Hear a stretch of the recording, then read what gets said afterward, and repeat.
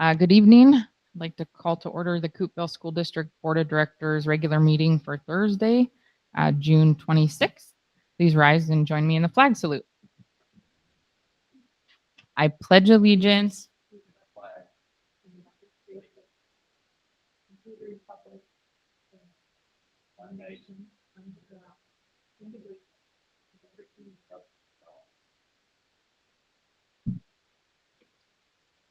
Thank you. As you'll notice, our table is looking a little empty today. Superintendent Leatherwood and Director Sherman are joining us remotely this evening.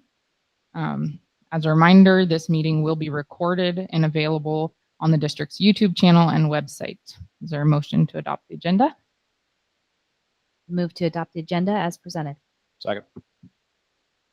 It's been moved and seconded to adopt the agenda as presented. All those in favor? Aye. All those opposed? Motion carries. At this time, we'd like to read the district land acknowledgement and the district equity statement. And I would like to invite Director Pereira to read the Coupeville School District land acknowledgement. Coupeville schools are located on the ancestral lands of the Lower Skagit people. For thousands of years, Coast Salish tribes have stewarded these lands, waterways, plants, and animals. We pay respect to the elders past, present, and emerging, for they hold the memories, traditions, and culture of their people across the nation. Coupeville schools are committed to educating students, staff, and the community about this long history as we honor and acknowledge the continued presence of the Swinomish Indian tribal community and all other indigenous peoples. I'd like to invite Director Merwine to read the Coupeville School District equity statement. The Coupeville School District is unequivocally committed to providing a safe, equitable, and inclusive working and learning community for all. Whether about race, religion, language, immigration status, culture, sexual orientation, gender identity, class, ability, or a combination of these, all students deserve to be respected for who they are and acknowledged for the strengths they bring to our learning community. Thank you so much. Next item on the agenda is approval of the consent agenda. Is there any item a board member wishes to remove from the consent agenda? Hearing none, I'll ask for a motion. I move to approve the consent agenda as presented. Second. It's been moved and seconded to approve the consent agenda as presented. All those in favor? Aye. Aye. All those opposed? Motion carries. Next item on the agenda is public comment. If you wanted to sign up, there's a sign-up sheet on the podium. You didn't have it. No? None? Okay, so we don't have any public comment this evening, which will take us on to reports and communication. Our administrator report this evening will be presented first by Mrs. McCall from Coupeville Elementary School.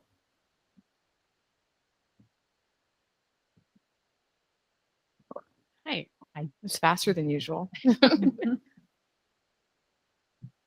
Okay, so for tonight's board meeting, I feel like it was not that long ago I did the mid-year SIP review update, and we've kind of been following along the way. So this is a culmination of our school year, highlighting some of the most recent data that we have with state testing and some of our end-of-year diagnostics that kind of wrap up all of the work that we've done with the school improvement plan and then some.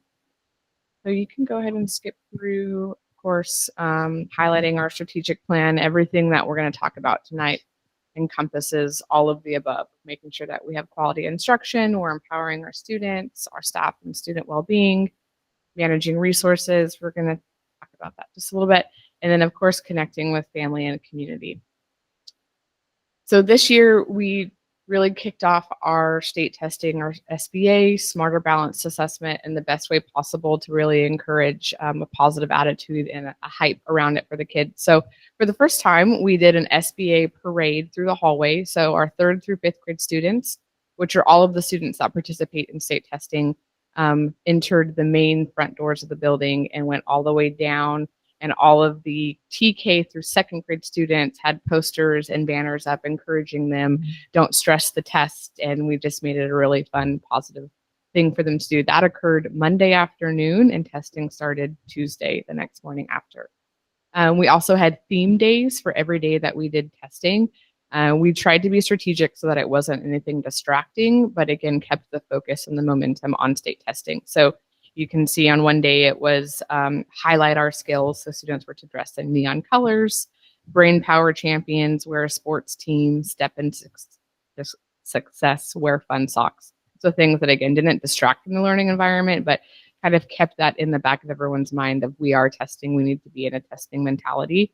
Not included is the information that we sent home to families. That was a very high level of here's how to set your students up for success, healthy breakfast, a good night's rest, all the things that they need to know about testing as well to try to inform the importance of it as best we could. So that set the stage for the next slide, which is a little bit about data. So we're going to be moving into a much more data-informed direction, as you all are aware, under Shannon's leadership. But I really think it's important to ground ourselves in what we view data as. And so what I have up there is all data is good, all data is bad, data is data. So it's really important as we're looking at these things that we're not personalizing anything, we're not putting our emotions into what the data is, and some of it is going to be good, some of it is going to be bad, but at the end of the day, it's a point on a map for us to learn from and either to improve or to grow out of that. So in my practice, I've always viewed data in these kind of three umbrellas, and I've learned this through the multiple leaders that I've had the privilege of working under. And the first one is the satellite data, and so that's the very large grain size. It points us in a general direction of where we should be going, and then we can get even more granular, where we're looking at data at the map level, and that points us in a slightly more focused direction. But in my most recent years as an administrator, the term street data has becoming a bit more popular, and that really helps us as leaders put a more equitable lens on the data that we're looking at. What is the story behind this? What is not just a number, but who's the student that this number represents, and what challenges or barriers that they may be having that are preventing them from succeeding. So I wanted us to have this lens of what we're going to be looking at is really under that satellite data lens of like, this is a very global approach of state testing and diagnostic scores that surely give us a direction to move towards, but absolutely do not tell the whole story of our school, of our students, or our classrooms.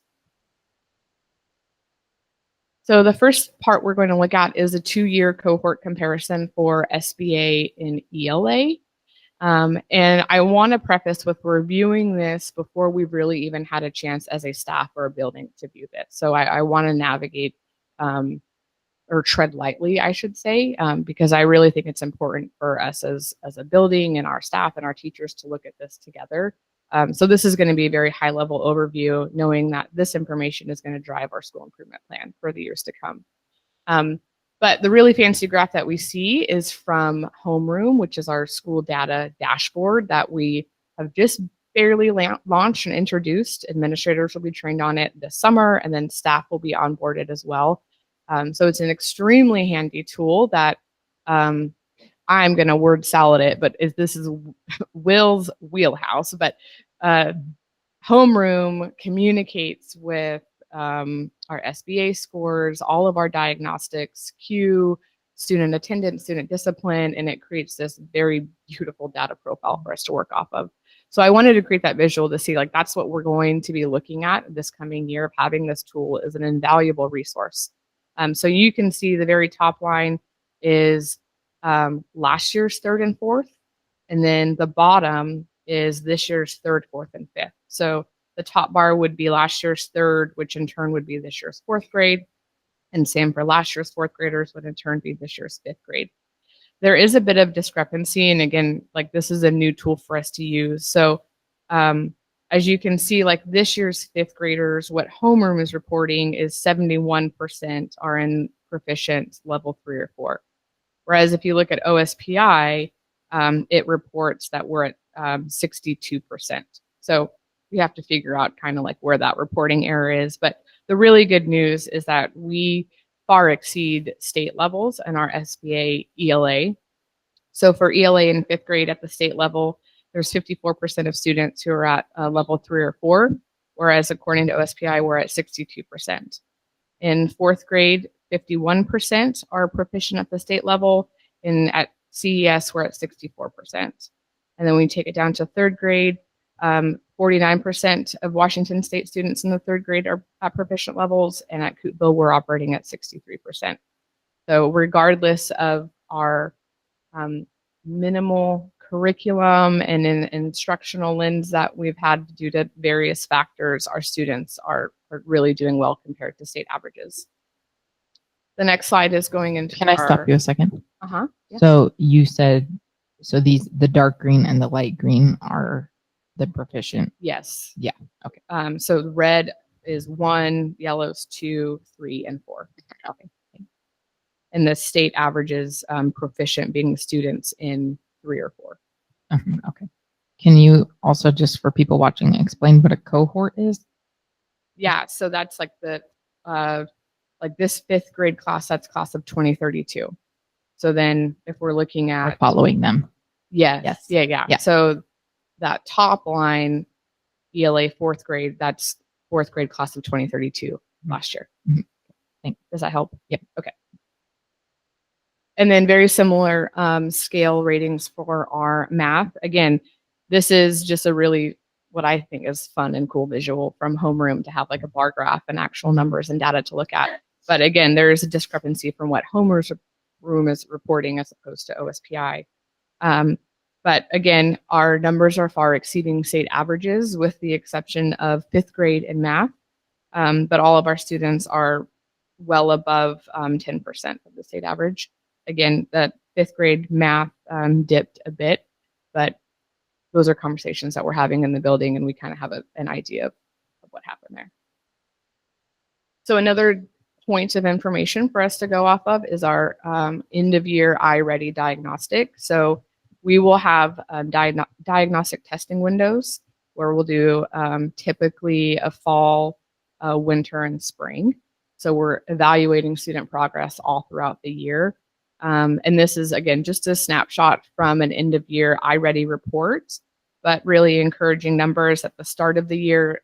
You can't really see because it's really small, but we had 19% of students either on grade level or above, whereas we finished the year with 53% of students on grade level or above on their iReady diagnostic in math, and that's whole building. The next slide is reading. And again, more promising information for us to go off of. So we were in the 38% of students on grade level or above at the beginning of the year and finished off over 66% of students on grade level or above in reading. So based on that information, again, acknowledging that our own staff hasn't really had time to roll up their sleeves and dig into this information, but my desire and goal for next year is really moving into more data-based decision making. So if we have an idea as a staff or a teacher or a staff member comes forward with an idea, my question to them is going to say, what does the data say? What does the research say? Are we making informed decisions that have a body of evidence that supports that? And a lot of that will come from our homeroom training and implementation. If we have an idea and the data supports it, then great, let's go for it. Another thing we'll be launching next year is an instructional leadership team. So at the end of the year, I did a culture climate for staff, students, and families, and overwhelmingly a majority of staff are positively in favor of an instructional leadership team. And the point of that will be a site-based instructional leaders being the drivers of our instruction and decision. So it's not just going to weigh solely on me or solely someone at the district office, but similar to our building leadership team, a team of educators who are going to be looking at our instruction, looking at our data, looking at our results, and then driving it through there. Progress towards guaranteed and viable curriculum.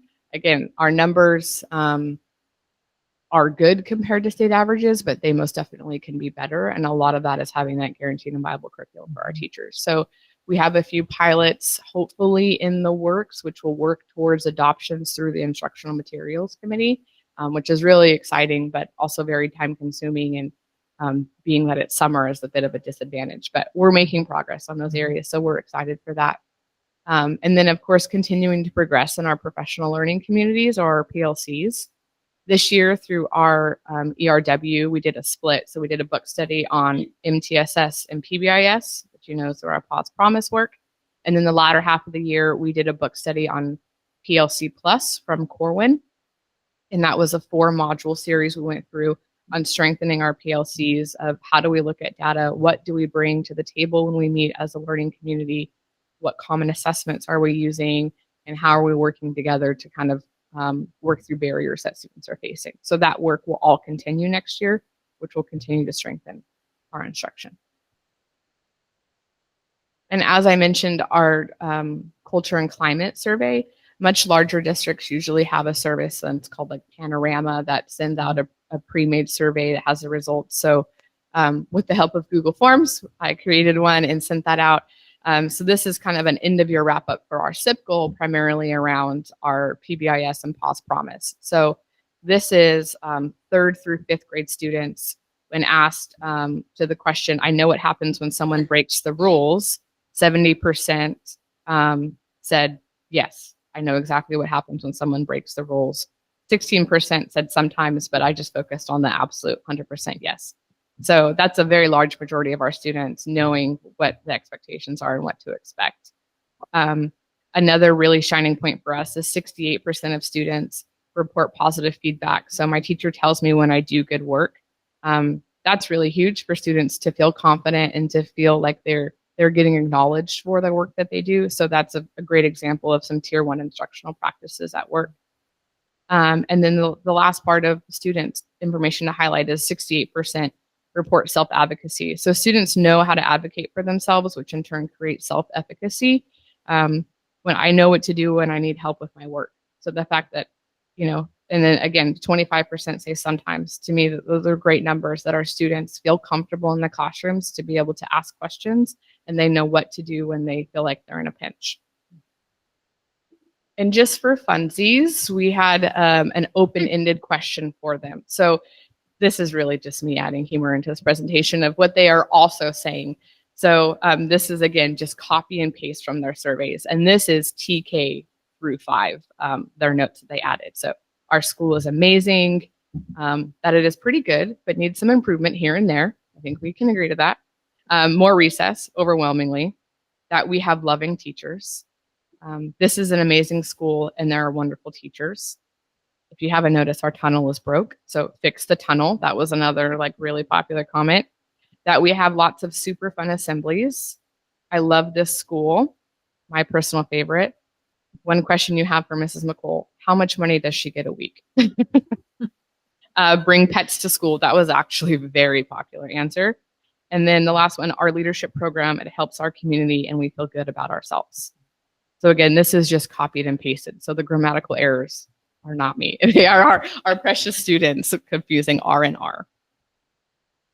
Next slide is what our parents are saying. So we had 129 parent or guardian surveys submitted back to us, which I felt like is a pretty decent number for a Google form sent out for families, asking them to take 15 minutes of their time to answer.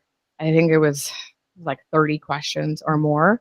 And then I tried to get the number of out of 129 responses, how many students does that represent, right? Because one parent filling it out could have 2, 3, 4 kids. So I would like to feel that it's a good majority of our families that completed that, but surely not as many as we would like to see. But in the sense of positive behavior is recognized and celebrated, I took the 2 agree or strongly agree. So 85% of our parents and guardians feel that between monthly assemblies, character trait, and pop hats, we are recognizing and celebrating positive behavior. To the question, school-wide behavior expectations are clear to my student. 93% said agree or strongly agree. Again, a good demonstration of our tier 1 behavior interventions and supports. And then my most favorite, my students' teacher recognize and support my students' unique needs. 80% agree or strongly agree, proving again that our teachers have relationships, our staff have relationships with our students, They know our students, and we're fostering a trusting relationship with our families.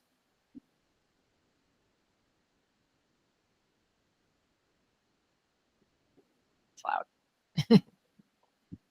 For our next steps in terms of family and guardian engagement, based on that survey, also was asked, what events are going to bring you to school, what barriers are preventing you from accessing school, really trying to pinpoint the areas that we've missed this last year.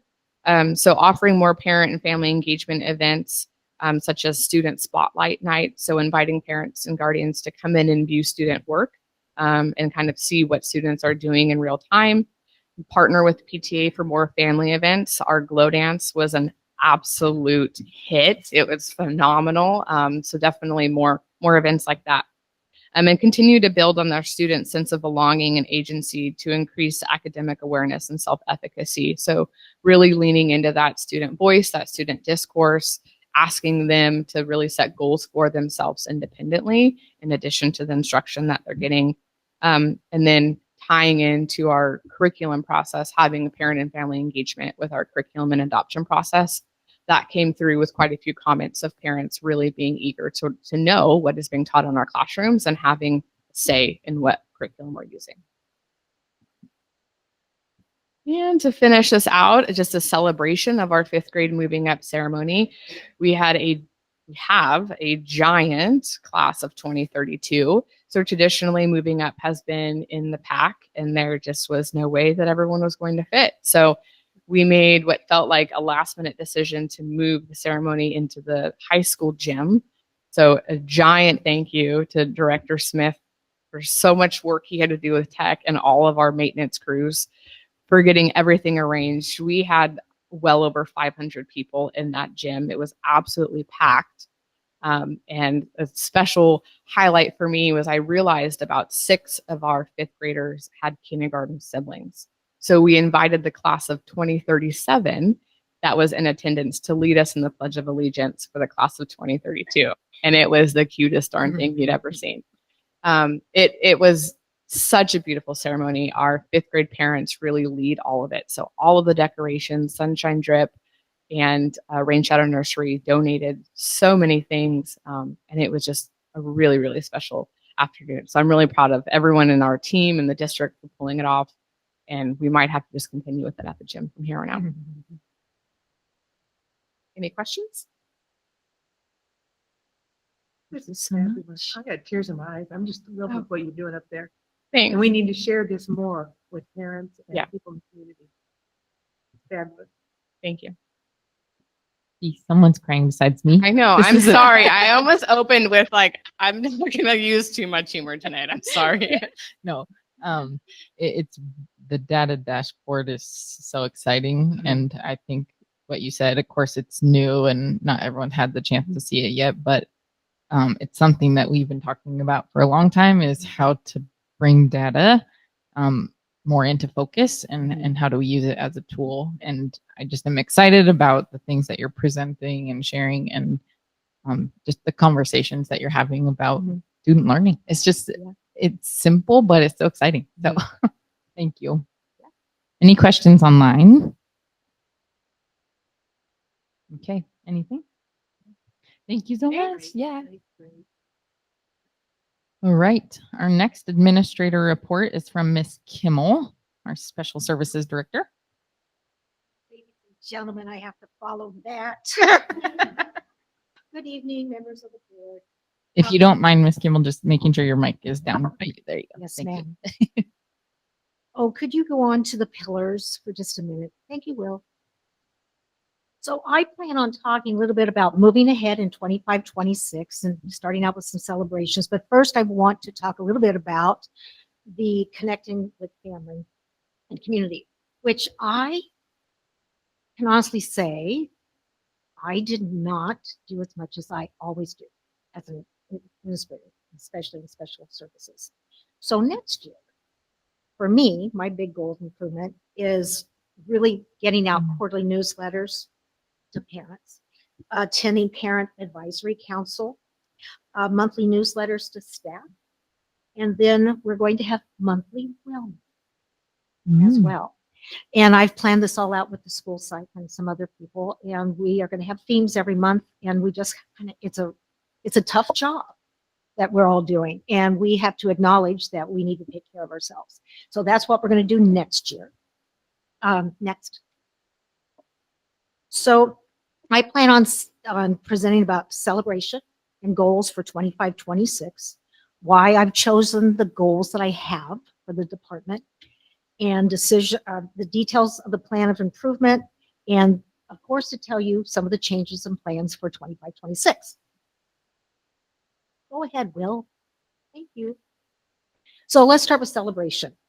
So this year we have had staff attending trainings on Orton Gillingham. Now, Orton Gillingham is structured literacy approach to teaching reading, and it's been for our students that are struggling the most in reading, and we had 2 special education teachers trained, and I'm trained in it as well.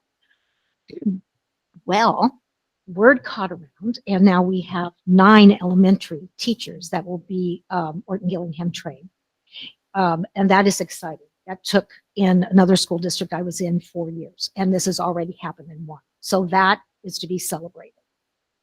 And we're going to be one of 13 districts in the state that's going to move from IEP Online 2.0 to 3.0, and we're going to do that early because then our staff's going to get a lot more support than other districts will later on when they go and they go into 3 as well. We've had staff attended ongoing training in IEP writing, and they have really improved in writing strength-based IEPs that are much more compliant with what IDEA is saying for us. In January, we're going to begin collecting for Medicaid, which is going to help us with safety net. And we can't do that until January because we're in the new cohort moving from 2 to 3. However, we can go back once we get on the software and we can claim for September. So it will get done. We're just not going to be able to do it at the beginning.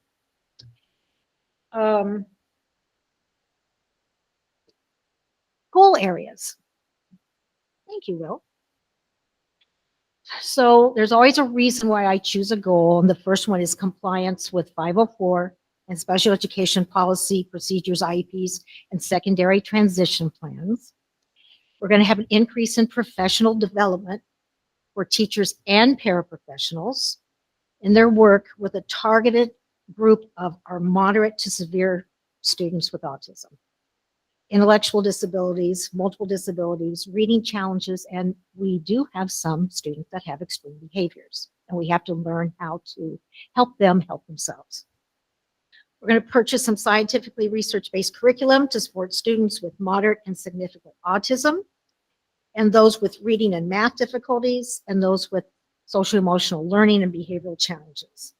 So again, compliance, professional development, purchasing scientifically research-based curriculum. So let's get into more goals. This has more of a secondary focus. We're going to increase the number of students that have access to pre-employment transition services, and that's called PREETs, and that's our work with the Division of Vocational Rehabilitation. The focus has been on autism and our more disabled population of students. And Melissa and Aaron are doing a great job of working with these students. And I'll get into that data in just a minute. We need to increase the number of job shadows, the number of internships that students can access in the community. And we need DVR to help us and really be more of a partnership in there. Next one, why the need for improvement? Okay, so Coupeville has been, we get scored on a variety of indicators from the state, and that comes down from federal government. And these are just some of the things that we get scored on. Special ed audit results, correction of non-compliant IEPs through an iGrants 442, timely submission of reports, secondary transition components, etc. I just did that, finished that up this week because I had until tomorrow to get it done. childhood outcomes and preschool information and discipline reports. And that's what Terry does, and that got all done, so that we're going to be fine on that. When we get our determination come November 1st of 2025 for how we did this past year. I believe we will be level 2 again. We've been determination level 2 for 2 years. This will be our 3rd year, and I will tell you why.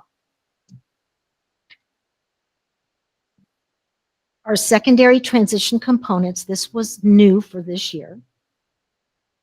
And I had to submit for this. It's like we were all looking at ourselves. And we have 14 to 20. I'll get that report back to see if I submitted enough. And then we have some challenges we have to do. And you're going to see this is why I'm putting in professional development for secondary transition plan writing. The teachers understand, they know where, because before they left, I said, hey, ladies, this is what we're going to work on. They know they have to do this by March 1st of 2026. It will get done. This is all correctable, easily correctable. And once we all get in the same room and we start talking about this, this will get fixed. That is a promise. We also get scored on suspension and expulsion rates, disproportionate identification of students, we're fine there. Timely initial evaluations, we have been fine there. Timely Part C to B transition, that is birth to 3. Moving on to preschool, and 90 days before a student turns 3, you have to make sure that as a team that you have done your evaluation. And we're fine on that. Postgraduate work outcomes, I'll talk about that in a minute when we look at the data. So there's a lot to celebrate. We just had that one area that we will fix. Okay, so I want to show you a bit of data for the need for improvement. So let's talk about special ed data collection and LRE, least restrictive environment. So when students are in an 80 to 100% in gen ed, they do generate a few more dollars from the state. Now you can see from 22 up to 24, we have fewer students that are in general ed. If you move down to 0 to 40%, you will see that we have increased in the number of students that are in a more of a self-contained environment. So that coincides when I talk about we have 22% of our population of students identified as needing specially designed instruction or special education. Of the 22%, 22% are under the category identified as having autism. And as I think I've told the board before, we have a group of 7 students that are preschool through that are going to move up to 1st grade that are severe to moderate autism, nonverbal. So you have to have gen ed, and I'll get to that in a minute, and thanking Shannon, because once we have UDL coming through, you're going to have your gen ed staff and your special ed staff understanding access points for students, how to look at things differently for kids. And then I think we're going to move more quickly in getting students in there thoughtfully and purposely when they are in gen ed.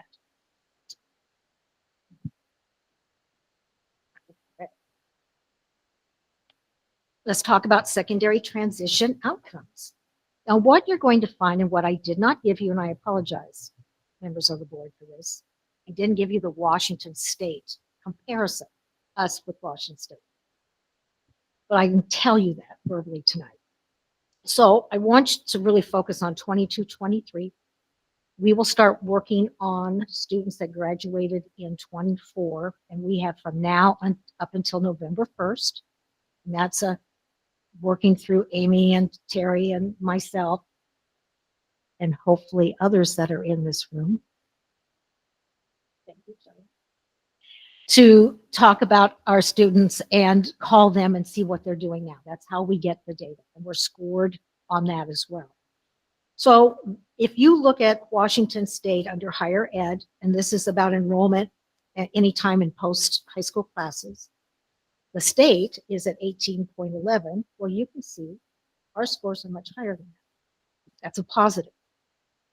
Under competitive employment, and that is when students are making minimum wage, they're in an environment that is a more general ed environment, and that they've worked for 12 weeks or more, then they can be counted as in competitive employment. You can see that we are almost double that of the state. So this is all good. Other education is if they're going to any kind of other job training, that type of thing, Job Corps, et cetera. The state is at 4.25. We are much higher than that. Here's what I want to look at, and here's where the improvement needs to be. It's the no engagement. And if you look at 21, 22, there were 20% of our population that were not engaged, and those were students with learning disabilities. If you look down for 22, 23, we had two areas and 25% that were not engaged in anything. And that is SLD, again, those with learning disabilities, and those that have health impairments.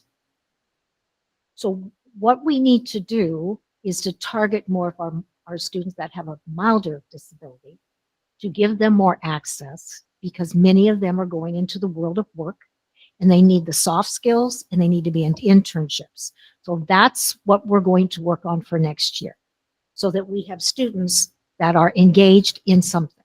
That's the improvement. Everything else looks much better than the state. Patty, may I ask really quick? Just double checking. Is this everybody with an IEP who graduated? Yes. Okay. So here's the plan of improvement for compliance. I am, effective tomorrow, going to create a procedural manual that is going to be updated from one that I did for another district, and I will make it Coupeville type and update all the new policies and procedures. Again, as I said, I'm going to create and implement training for post-secondary transition plans, and we're going to correct the IEPs. So that's for the compliance part. For training, I want to be specific about where this is going. This is grant funded. STAR program, which is strategies for teaching based on autism research. And I give you how much that will be, the curriculum. It's a 2-day training, and this is out of Portland State. This is research-based. I have used this before in other autism programs that I have created, Mukilteo, Ellensburg, and it works. And kids make great progress. Safety care. So we're going to move from right response to safety care. The reason for that is twofold. Safety care is taught by a board-certified behavioral analyst, a BCBA. The curriculum is more robust. And there's third. And thirdly, there's another component where it's not as hands-on, and they use shields to keep the students safe and themselves safe, and not hands-on for students. That, and the state, many more districts are going into that. ESD 189 has 2 trainers for that. So we would be going through ESD 189 for that training.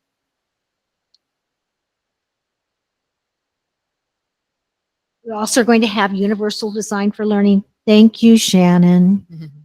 Appreciate that very much. We will start moving forward with co-teaching. And I have seen some of the greatest teaching in my career of watching science teachers and special education teachers teach biology and chemistry together. It is masterful, but you have to have the training, and you have to decide what kind of design you're going to do, and you have to have buy-in.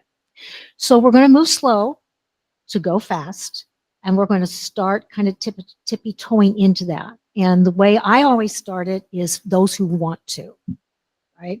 And what happens, and I've seen it over and over and over again, those that want to, and then other teachers go in and go, oh, I want to do that. And that's how, in another district at the high school, which is a tough road, high schools are a little different, that's where it was magical. And so I believe in 2 years we can get to that level. So we're going to work on that. And then paraprofessional training. So with this, I'm going to a training July 14th and 15th, and it's with Iris. And this is out of Vanderbilt University, and it's modules. And when I did a survey for the paras, I said, hey, what would be some areas that you would want more training on? And it's autism and it's AAC, because we have a lot of students who have to use alternative methods for their voice. And they want to know how to be consistent, and they want to know more about it. And those were the two areas. So that's what we're going to focus on as well. Curriculum. So right now, our teachers have access to everyday speech and social thinking and social skills. We have purchased social thinking for pragmatic language and social interaction. We've purchased Orton Gillingham. We're going to work now on math, especially at the middle school, high school. And again, thank you, Superintendent Leatherwood, with Open Up Math. And we have a teacher that is really wanting to learn all about that. And it gives a lot of levels for access for students. So we're going to support that. For our special education teachers, oh, let's get to changes.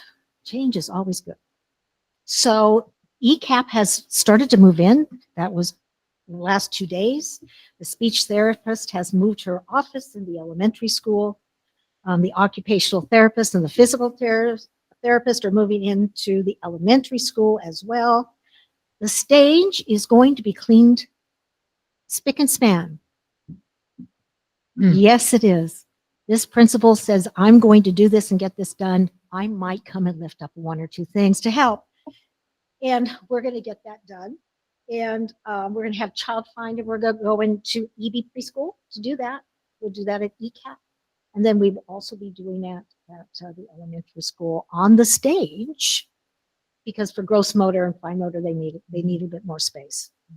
And we're going to develop a room at the elementary school for students needing some sensory input or self-reflection regarding behavior. At the secondary level, we've moved a teacher from the elementary up to the secondary school. And that is because of this huge group of 17 students requiring special education services, and a larger group of students that are in COA and the other alternative programs. And we needed to put another teacher up there because of caseload. So that's what we did. I am aligning up transition assessments, because this is one of the areas that we have a challenge in, so that every year there will be a different transition assessment given to students starting in their 7th grade year. So they'll have the new platform from high school and beyond plans, which I think has about 3 to 4 assessments. And then we'll do things that are more individualized for each student. We're going to have transition activities created for more students getting access to the pre-ETS activities, more job shadows and internships. And now I must address Wolf Perks Coffee, because people have been saying, Patty, is there going to be Wolf Perks Coffee? I'm here to say yes. However, and we have to train students, because the students that have been doing it are now in the job foundations. So they're moving on into internships in the community.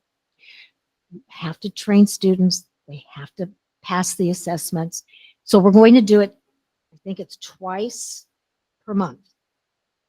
And I'm letting Melissa and Aaron do their good work, train the students. It takes about a year. The other thing that we need to do is we need to do some fundraising around a machine for making drinks, because what the students need to learn is to become automatic on a machine that is comparable to what is out in the community, because it's really a tough go in that generalization.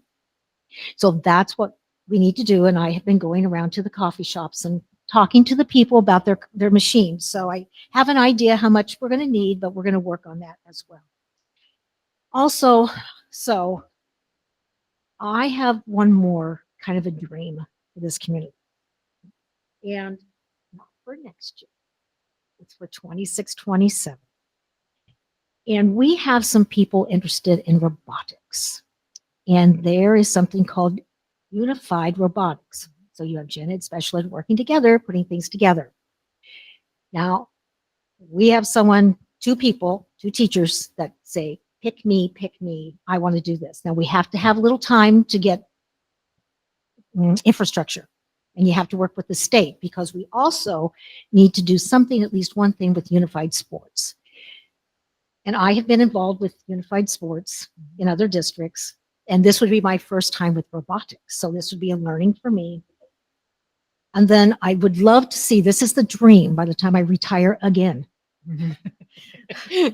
Wolf Perks Coffee, unified sports, unified robotics, 26-27, with them all working where it's not just special ed or it's not just gen ed. It's students are just students. So I don't know if you know this, but I love Broadway. And I want you to know that life is Broadway. It is, it just is. So I have closed with two quotes. Nothing's going to change if you don't change it. Dolly Parton, why not? 9 to 5. And then with a change of perspective, nothing's defective from Kimberly Akimbo, the musical. Thanks for giving me a few moments. I'm pretty sure Nancy's crying again. Do you have any questions for Ms. Kimmel? Can't wait to approve your contract. You already did. We did it. That's what we did already. Thank goodness. Well, it loves you back. I appreciate your vulnerability to speak about areas that we can improve. You know, we're not too good to admit that we all have places we can grow. And so I just appreciate, you know, you're clearly passionate about the vision forward, but also that comes from recognizing where you are and where we are. And so I just appreciate that. Thank you. Yeah. All right. And another administrator report from the TV, Superintendent Leatherwood with the strategic plan update.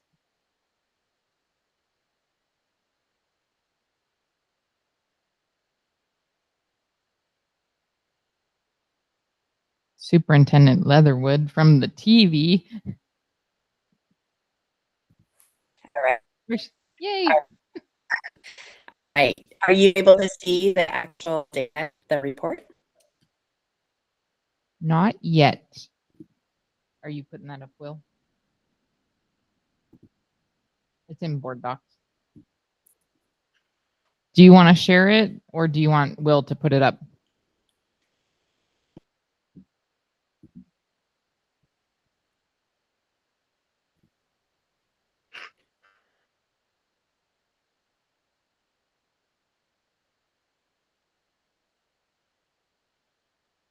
The data report 24/25. Okay, sweet. Perfect. Thanks.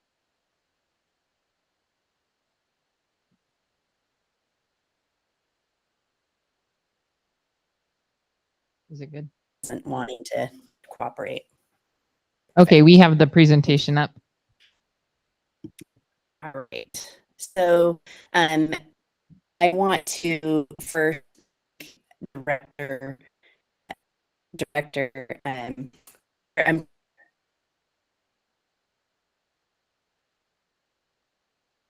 Uh-oh.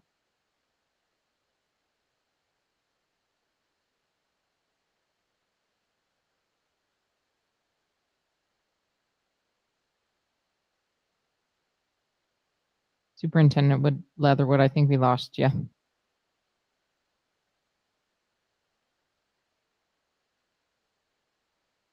Okay.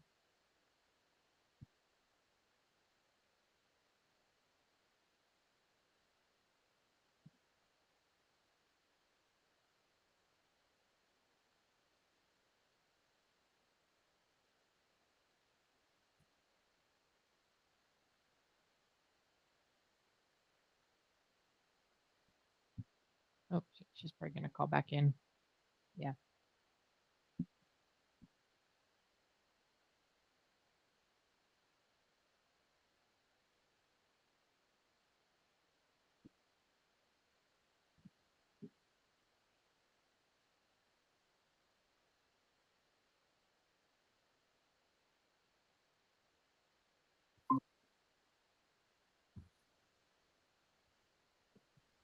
Okay, can you hear me okay? Yeah, we got you. Okay, hopefully this will go. I'm going to turn off my camera again. That will help with the streaming. All right. So I wanted to thank Director Camille and Principal McCall for their presentations tonight. This presentation goes right along with kind of what we're talking about as a district, but also the data that we're bringing forward to the board as well. Go ahead, Will. I want to take a stance real quick, just looking at our strategic plan. I think sometimes we don't spend enough time with it, but our strategic plan is really our roadmap for the work that we're doing. And our vision, which is to prepare every student for their future, is all about the data that we're sharing tonight. And even though not all of our data is positive, as Principal McCall discussed, you know, we look at data to really enhance what our strengths are so that we can move forward. Our pillars in particular, we're going to be going through all of those tonight in the presentation.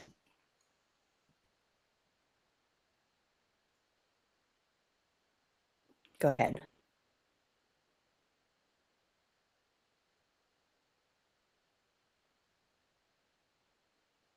We're on celebrating strengths.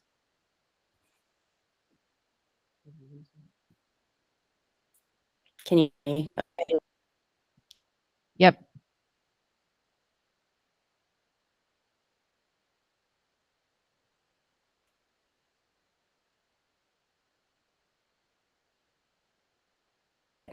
The things I want to point out is our graduation rate. Our graduation rate is one of our strengths. I want to continue to look at our graduation rate continue up, and as we're focusing on our students, focusing on their success. As you'll see in this presentation as well, we like to continue. Let me see if she could call her, and then we could just voice.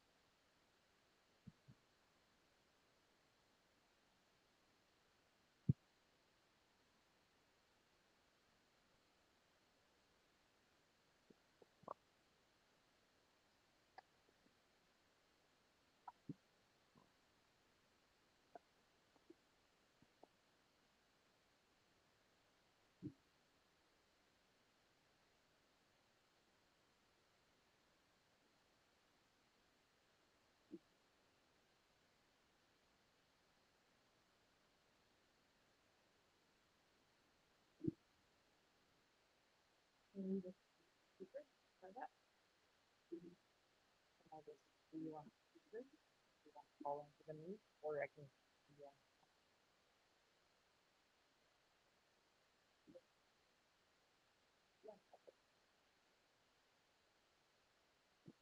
you're on speakerphone. All right. Were you able to celebrate or hear me with celebrating strengths? Is that what we're on? Yes. Okay. So I just wanted to point out our 4 strengths as we're looking at the district as a whole. Our graduation rate is a strength of ours. Kindergarten readiness is something that we continue to increase every year. And I think as we start looking at kindergarten readiness with TK being a program that we have, that will continue to go up as well. I would anticipate we would be above 70% next year. As we look at qualified teachers, we have a highly qualified staff who are eager and willing to get professional development and work hard with students. 76% of our staff have a master's degree or above, which is incredible for our district. And then also our enrollment in these times since COVID, most enrollment in other districts we see a decline, and we are actually increasing enrollment, which is another strength. As far as our academic achievements, we also have ELA consistency. Our English language arts, our students, as you saw Principal McCall present, our reading scores in elementary are we're maintaining at least at that 57 to 69% proficiency across levels. And then we're also expanding opportunities for our CTE, and I'm going to show that in our slides ahead. And finally, just that kindergarten readiness, as I said, we continue to grow, and I expect that to grow throughout the next and upcoming years. On the next slide, as we're looking at momentum, and we look at our challenges as opportunities, there are many that we can look at to say where we're headed. And one is in the curriculum and instruction side, which will provide excellence to our students. And the other is around student belonging and connection. So on the curriculum side, as Principal McCole alluded to, and also Director Kimmel, we are looking at guaranteed and viable curriculums for our students. These curriculums will help support our students in their achievement, both academically, behaviorally, and social emotionally. But from there, we're going to be providing, intense professional development for our teachers to ensure that we have priority standards established using a framework that is going to be consistent. We'll be looking at a comprehensive adoption strategy so that we can look at multiple curriculums to decide on what is best for our students and our community. And then as both Principal McCole and Director Kimmel talked about, we are bringing on universal design for learning, which is really going to help support our teachers so that they can support every student who walks through the classroom this year and in the future. And then finally, that integrated professional development, that's going to be, instead of giving teachers classes in isolation, we're going to be integrating those classes so that equity is not a standalone, but it's through everything that we do in every professional development course.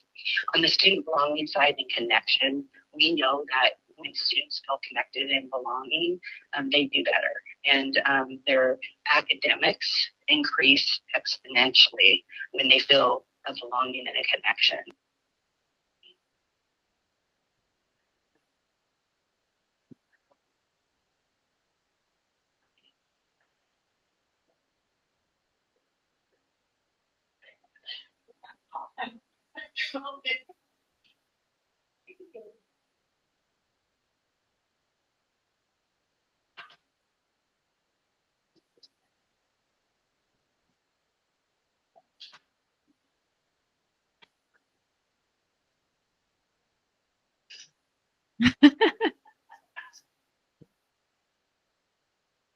Walk around those batteries in the pocket? Okay, I think. All right. Are we good? Are you good, Will? Okay. Yep. Great. All right. So in addition to WEB, which is a sixth grade transition program, we also are launching some student leadership development initiatives. One being we're going to have 2 fabulous board reps next year on our school board, which is exciting. But in addition to that, we have 8th graders who are going to be leaders supporting our 6th graders in transition. We already have our 5th grade leadership group down at Coupeville Elementary. And then we have our leadership groups at both the middle and high school levels. Our high school level is also going to an exec board next year, to where they're going to have president, vice president, and all of those pieces incorporated into our ASBs. So looking at student-centered CTE alignment, for the first time, we actually took student data and we plugged it into what we're offering students next year as courses. And those courses are coming out pretty well, and we're excited about the schedule next year and what we're going to be offering our students, and I'll get to that in a little bit. And then also looking forward, we're looking at future-ready career pathways. We're looking at different ways we can offer students courses that will lead them to their college or career pathway. On the next slide, I put this quote on here because John Hattie does meta-analysis around what are the most effective practices or strategies that teachers can utilize to increase student achievement. And one of the top ones is around connectedness, and belonging. So he says it is incumbent, therefore, upon schools to attend to student friendships, to ensure that the class makes newcomers welcome, and at a minimum, to ensure that all students have a sense of belonging. I'm going to see tonight that's what our goals are, and I'm excited to see that all of our principals and directors are on board to make this happen for our students. When we begin to look at data on the next slide, you're going to see on the left-hand side attendance categories. When we think about connectedness, there are reasons students attend school or do not attend school. And we know that attendance is one of the greatest impacts on student achievement. And there's 4 different areas that are barriers for students or may get in the way of student attendance. But on the left-hand side, the categories are kind of categorized in different tiers. Students who feel connected have 9 or fewer absences.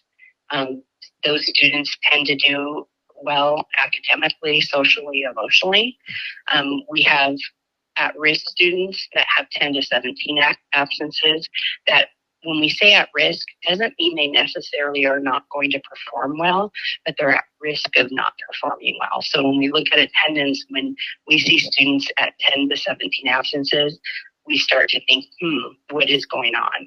And then finally, any absences that raise above that 18% or more is called, we call it chronic absenteeism, and that's where we have a real high level concern.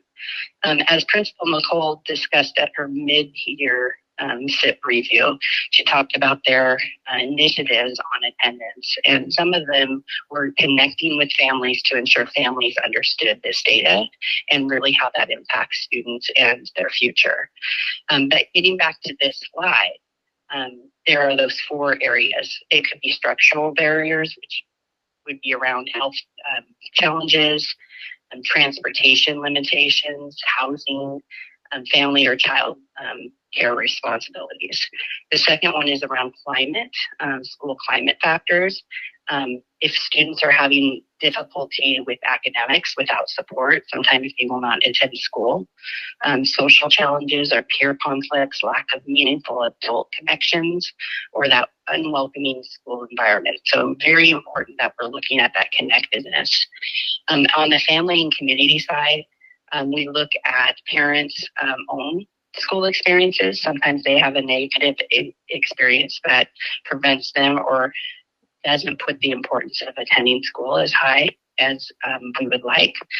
Sometimes there's a limited awareness of attendance impact, and that's that awareness that they're bringing to our elementary to make sure parents understand that impact. There might be competing priorities. Sometimes there's a cultural or language barrier or just a lack of school connection. And then the 4th is the system and support needs. Sometimes there's unidentified learning differences. There might be mental health support needs and gaps, inconsistency with staff presence, and then limited individual interventions or insufficient family communication. So all of these go into understanding attendance patterns. And on the next slide, I'm going to be talking specifically about Coupeville and looking at our attendance and what we look at as we're looking at the entire child and ensuring that we're supporting them in every area. So the state puts out tiered attendance, and we then on our wonderful data dashboard get to look at that at different tiers. Instead of 3 tiers, this looks at 4 tiers, whereas the first 2, tier 1 and tier 1 warning, those both are within what we would call the green zone.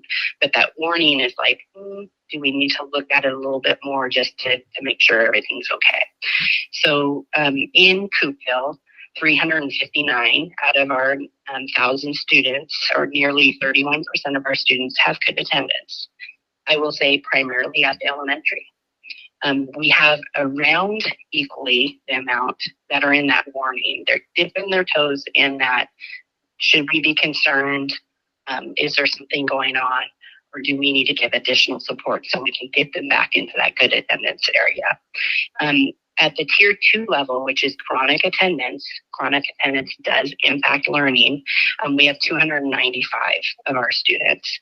And that, with our extreme chronic absence students of 130, really shows the need that we need to be doing some more specific and intentional interventions for our students with chronic and extreme chronic absences. So as we go on to the next slide, this breaks it down by our grade level. So as I alluded to in the last slide, our elementary school primarily has pretty good attendance.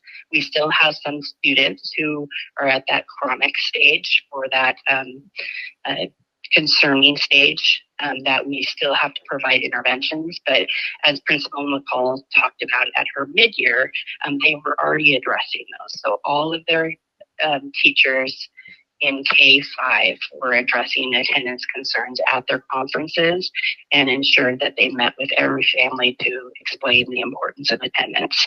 As we get to 6th grade and beyond, you can see that primarily we are falling in the chronic to extreme attendance issue. And we need to begin to look at what can we do and why are we seeing such a decrease in our middle and high school. And again, if we were to go back to that first slide, there's typically 4 different areas, whether they're feeling belonging, whether they need additional support or resources, whether or not families understand chronic attendance and the impact, or whether or not they have the high regard for school. Which is sometimes a barrier as well.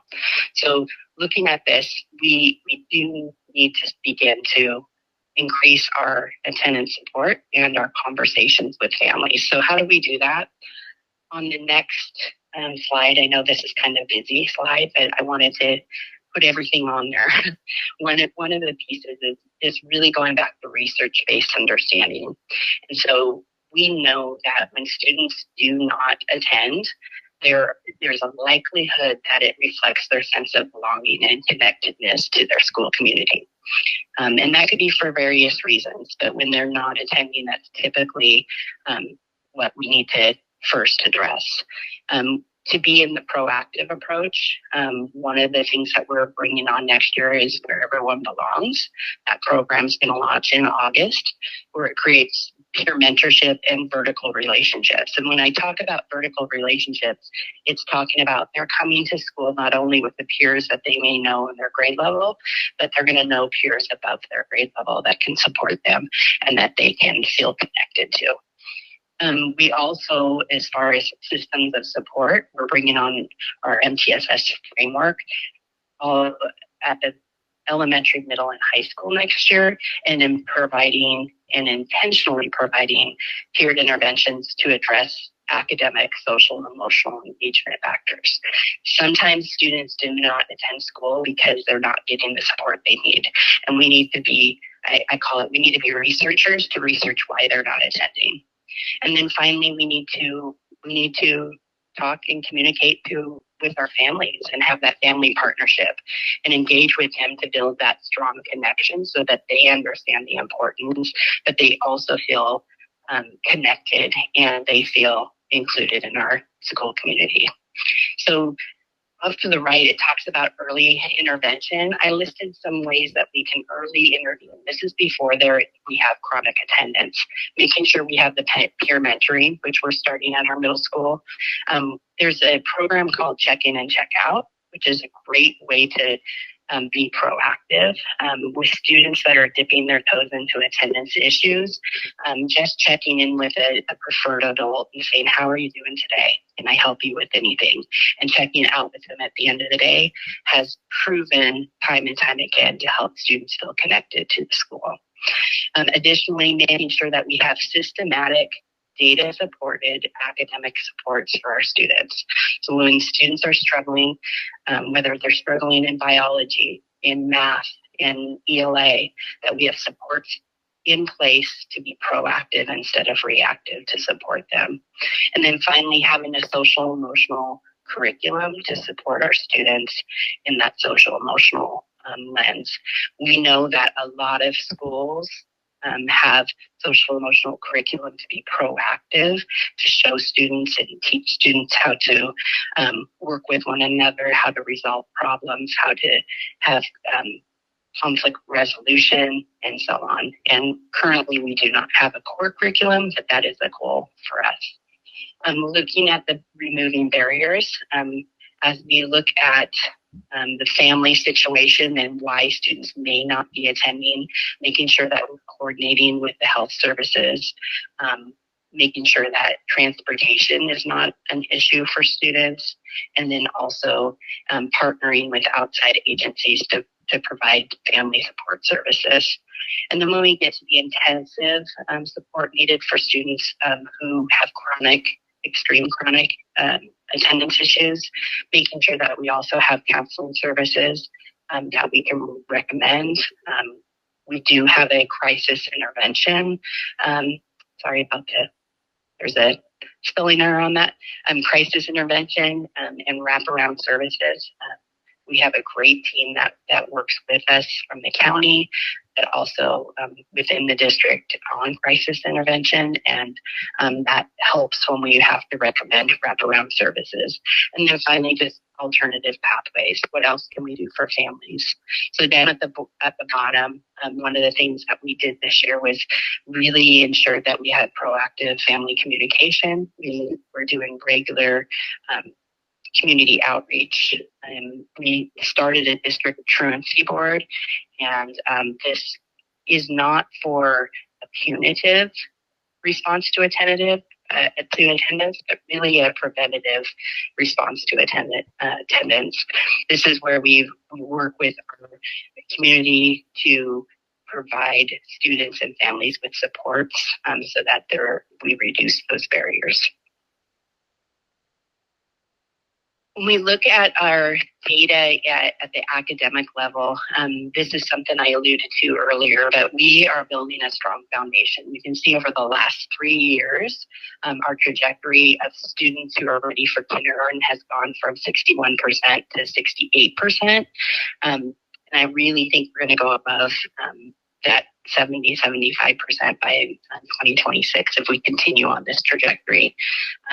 We're finding more and more in Coupeville of our families who have their students in preschool or in other areas, and they're coming more and more prepared for kindergarten. And we know that early success creates pathways for long-term academic success as well. When we look at our reading, on the next slide, this is data from our iReady, and it's very typical for it to look like a roller coaster, because as you look at the first area, which is first grade in the fall, of course, we expect our students to come in and not be at the end of the year first grade at the beginning of the year first grade. So a lot of times, we're looking at students coming in and they're ready to learn, but by the end, we want to see more and more who are at that grade level standard. So you'll see that, and you want to see as students grow that roller coaster climb. And then there is some regression over summer, and then going into second grade standards, we're again looking at, are our kids growing, and is that trajectory going up like it should be, and it'll kind of follow that roller coaster. So when we look at our early grades, our grades 1 through 3, we're seeing that roller coaster, but we're seeing it in a fashion where we're saying, by the time they are in third grade, we have our students above, 80% of our students above or at grade level, which is what we want to see. Obviously, we want to see 100%, but we're continuing to grow our kids in reading, and this is a great way to look at it through our new dashboard. The next slide is Shannon, I'm so sorry to interrupt. Hang on one sec. Yep. No, couple Yep. questions. Yeah. Sorry, that slide had just really interested me. I'm just double checking that that's a single cohort. Do we really have 3 years of iReady data? Do we have 3 years of iReady data, or is that a single cohort? This is a single cohort at this time. I will be fully transparent that up until recently, I did not have the iReady data. It was at the building level. And so Director Smith and myself, we are now able to get into the system to be able to look at that and look at that on the data dashboard. But we do not have cohort data that where all students were taking iReady until this year. That's great. Thank you. Thank you. And then also iReady is just what we use for reading assessment. That's not our curriculum, correct? Correct. It is just we call it a universal screener and assessment. So we have to have a universal screener to be able to look at all of our students and where they're at versus grade level standards. But we also can do touch points. So as Principal McCall was talking about, we also give a winter score to be able to see, are we effective along the way, so that we can respond to that data if students are falling behind. So it's an assessment, but it's also a universal assessment for us. Okay, thank you. Yeah, no problem. Our second universal assessment is the ESPA. Once kids are in third grade. So prior to third grade, our second set is DIBELS. And the DIBELS data, Director Smith is still working on it. Data dashboard, so I was not able to get that for this presentation. It'll be but of third grade, our second set of universal is our ESPA. Everybody takes the ESPA, and how are our students progressing on that? So our reading, looking at reading for the 24-25 school year, which is this year's data, and like Principal McCall said, the state's still coming up and refining it. This is how we're looking as far as reading goes. So as we're progressing on this, we look at, we're getting our students at proficient or advanced, which are the two green areas, at about 67%. When you move to fourth grade, it dropped a little bit. And then fifth grade, a strong 71%. As we move into middle school and high school, we see a decrease in our proficient and advanced scores. And this is something that I would say would be an area that we need to provide more interventions for. So on the next slides, I'll discuss that a little bit more. So when we look at middle school reading performance on the next one, we start to look and identify challenges. Remember 2 slides back, we saw that roller coaster going up. And so those 3 points of data, we would see them climb in their reading throughout the year. At middle school, we're actually not seeing that. We're seeing in the fall of 6th grade, we climbed mid-year to 66% from around 52%. And then we decrease again back down to 60%.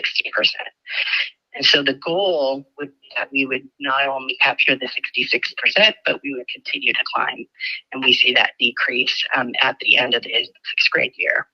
In 7th grade, we're seeing the same thing. So 7th grade, we started at 53%. So we're going from 60 to 53%. There is sometimes that drop over the summer. But then at the winter time, we did not see that increase, but we did by the end of the year, which was a recoup. So we went from 53% of our students at or above grade level to 60%. So we did see an increase.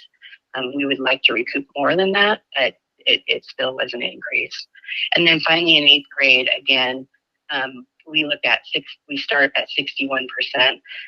At the end of the year, we dipped down to 58%. So not only did we not increase throughout the year, but we actually lost a few of our students who were at or above grade level. Okay, any questions so far? Nope, we're good. Okay, we're going to go into math achievement now. So we're going to look at, on the next slides, our 3rd through 10th grade in math achievement. This is according to our math ESPA scores for this year. Looking at ESPA in 3rd and 4th grade, we are above 60%. We're above the state average. In 5th grade, as Erica discussed, there's a bit of a drop. We've identified a little bit of why that might be a drop, but typically you see that drop in sixth grade. That's statewide, but typically for our district and what we've seen, we would want to see our sixth graders achieving at a higher level.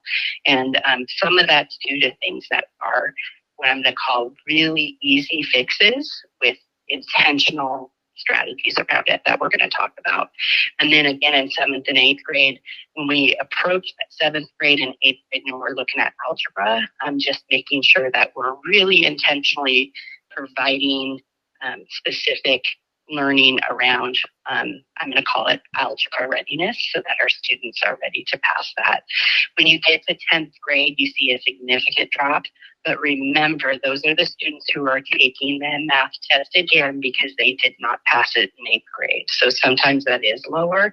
I would say we also want to question, though, what are we doing from 8th grade to 10th grade to prepare them for that test? And that's the bigger question than what we could do to see that raise.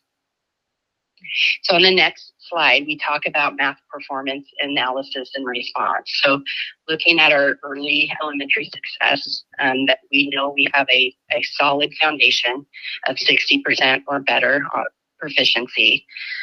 We have that significant performance decline from 5th grade on.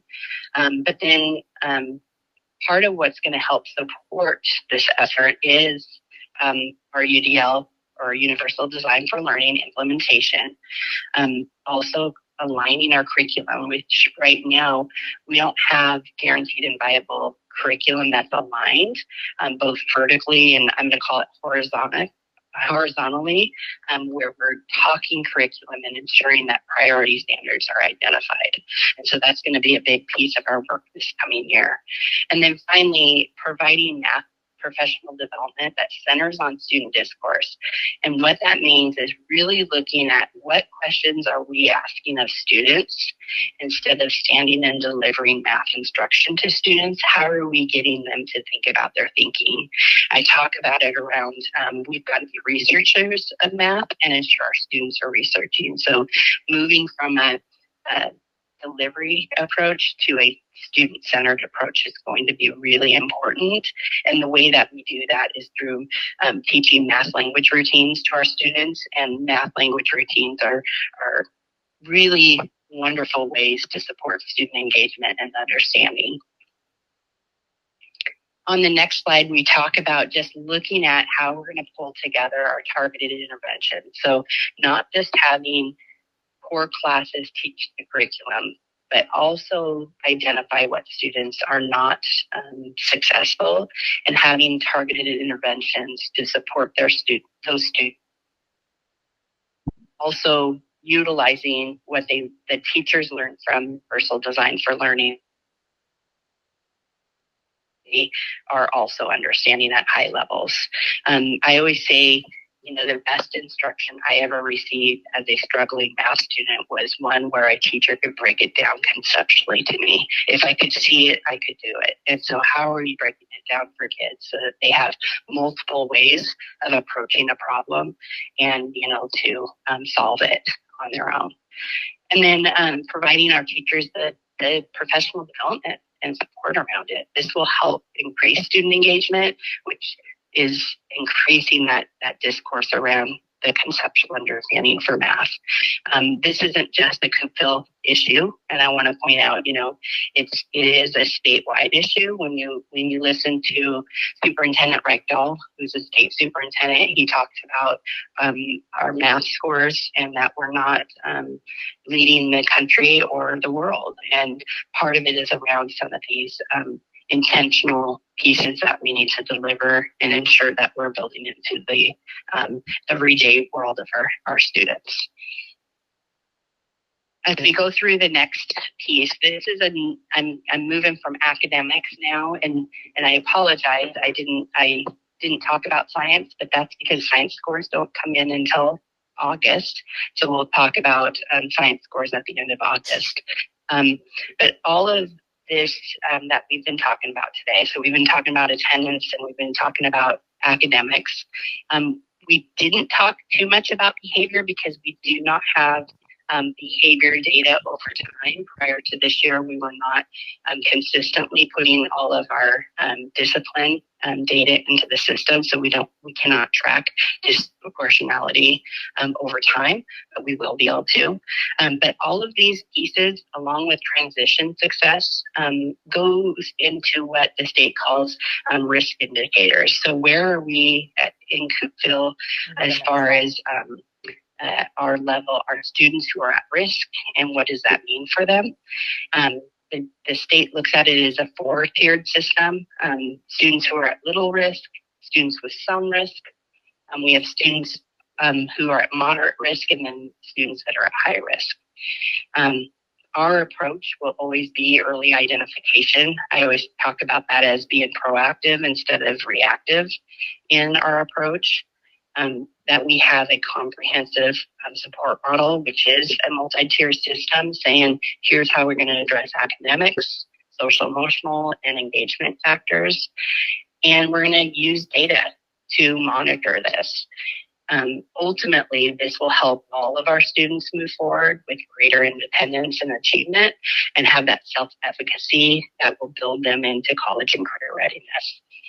So looking at Coupeville and what the state says we're at as far as our risk index, I just put on the left-hand side the indicators from the last slide, but on the right-hand side, this is where our elementary falls, K through 5. So we have the majority of our students in little risk. 81% of our students have little risk, meaning that they're doing pretty well.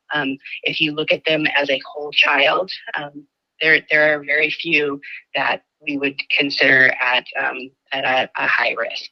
When we look at tier 1, some risk, and then that moderate risk, we have about 18% of our students in that middle area. So that's where we're looking at, who is struggling a little more, who might need more interventions, behaviorally, social, emotionally, academically, or that attendance. And then we have one student that's at the high risk. And that would be in all of those areas where we're concerned. And so our elementary, when you look at the proportion, we're doing really well. You want to be above that 80% with your students. On the next slide, we're going to move to middle school. So as we shift from elementary to middle school, we're going to start to see more of our students slip into the some, moderate, or high risk areas. And that deals a lot with the level of supports that we're providing our students in intervention. What data do we have to support it? Are we looking at their attendance patterns and connecting with them and saying, how are you doing? What do you need help with? I think intentionally I will call it sporadically, we do that all the time. We're just not united in our approach, and that's what we need to get more uniform in. So we have teachers, obviously, who absolutely connect with our students. But our unified approach needs to ensure that all students are getting connected with, and how are we doing that in a unified approach to make sure we're hitting all of our students. And so you'll see that shifted down.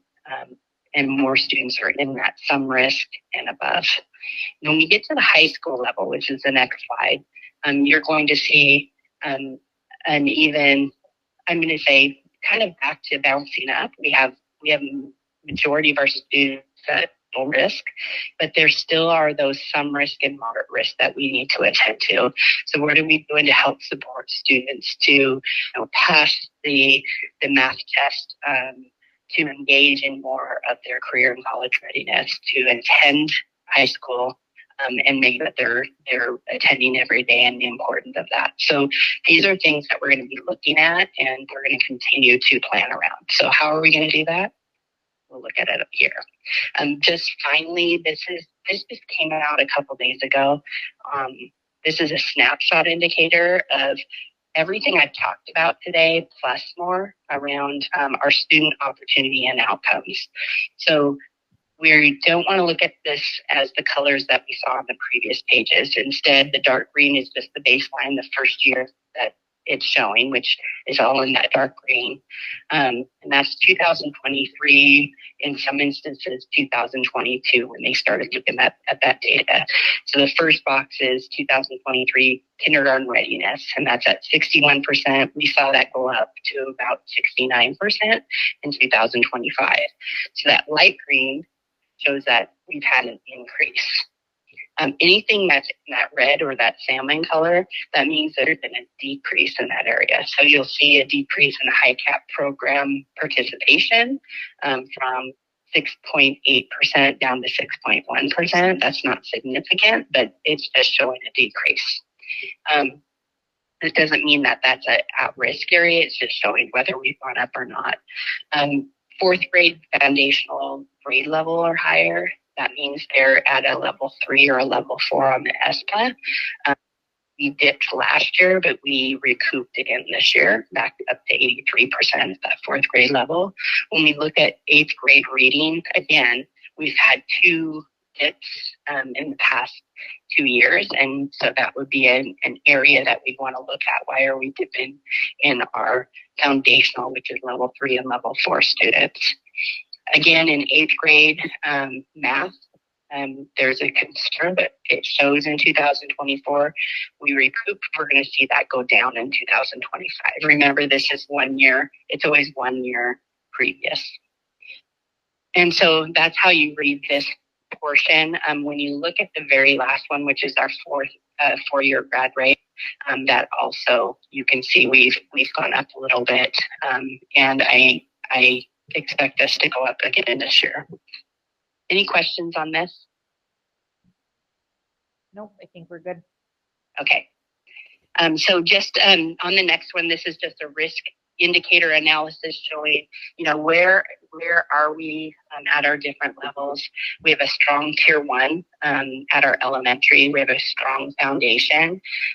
We need, and it shows we need, middle school and high school supports, and that particularly in transition periods, partly why we're bringing on web. That's going to really help. But there's other areas that we need to support during those transition times. The UDL implementation, along with our curriculum alignment, I know you've heard that already from me, that also is going to help. And then as a system, ensuring that we have the multi-tier framework to match our support and our student needs. We currently, district-wide, we have about 425 students who need enhanced support in some way or another. And that shouldn't be a surprise. We are over 20% special education. So we know 20% of our students need extra support. But in addition to that, we nearly half of our students need additional support in some way or another. And that can be at a tier 2 level. It doesn't always mean intensive support, but a lot of that I would say comes from our attendance and really needing to beef up students being and being connected. As we've discussed, and I want to point out again, we are really looking at our CTE program and making some changes. We are going from a CTE program where students may have had choices in different areas to really listening to what students want and providing an enriched program this year. So you're going to notice that we, as an advisory board, listened to industry representatives who came and engaged with us.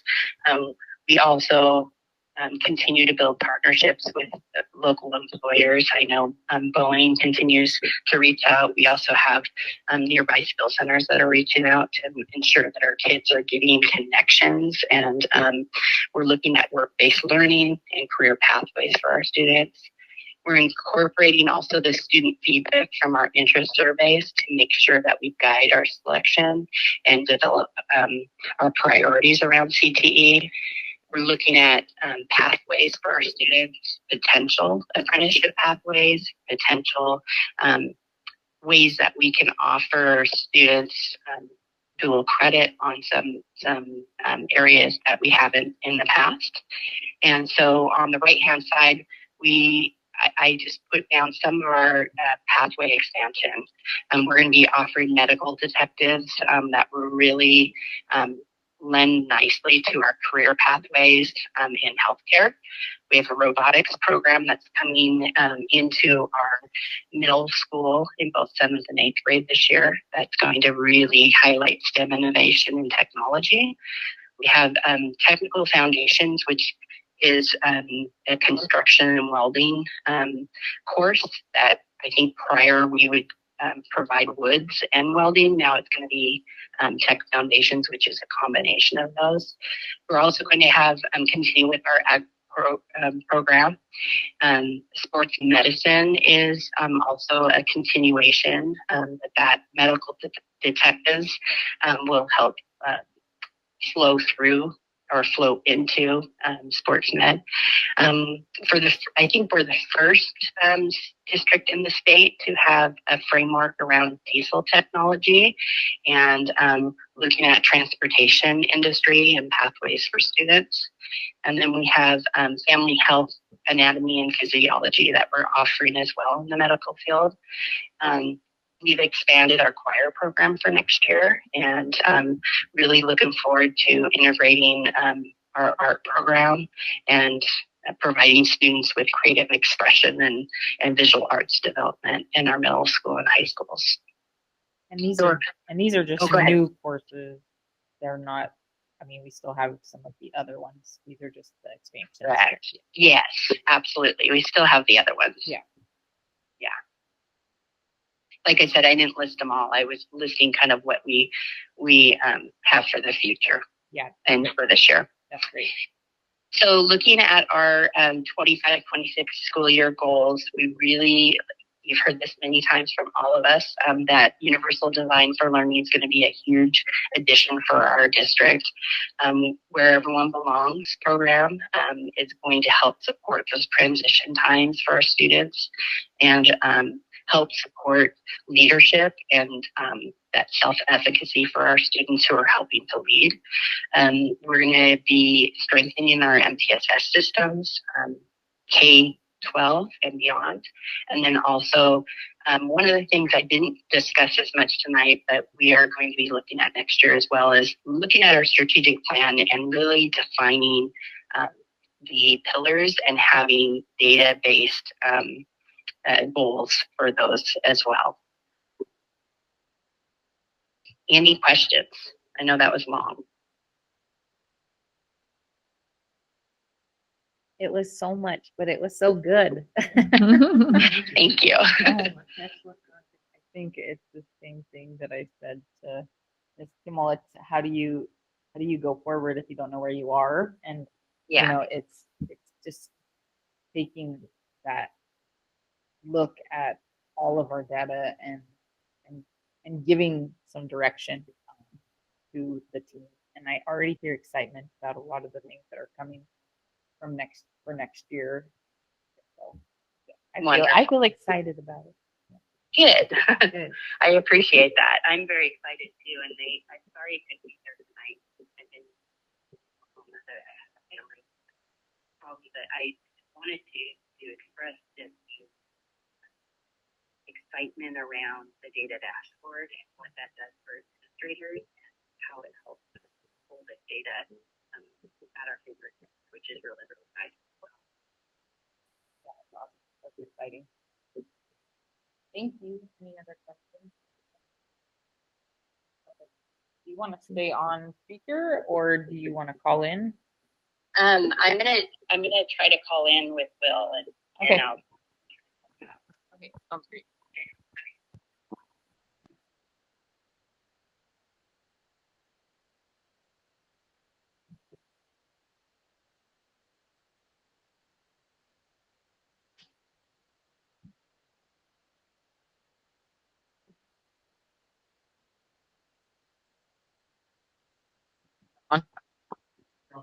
Check. Was it? Oh. No, was her presentation? Okay. Oh, okay. Thank you. Moving on from administrator report, we'll move into business manager report with Mr. Gianello. Turn it over to you. So this is the school board report for June 26th. So go ahead, Will. Main pillars and values that this is going to touch upon, because this is really our monthly financials, is going to be managing resource.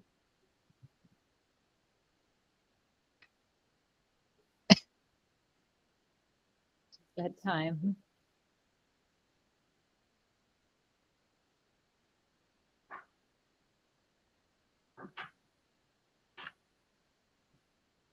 Way to go, Mr. Smith.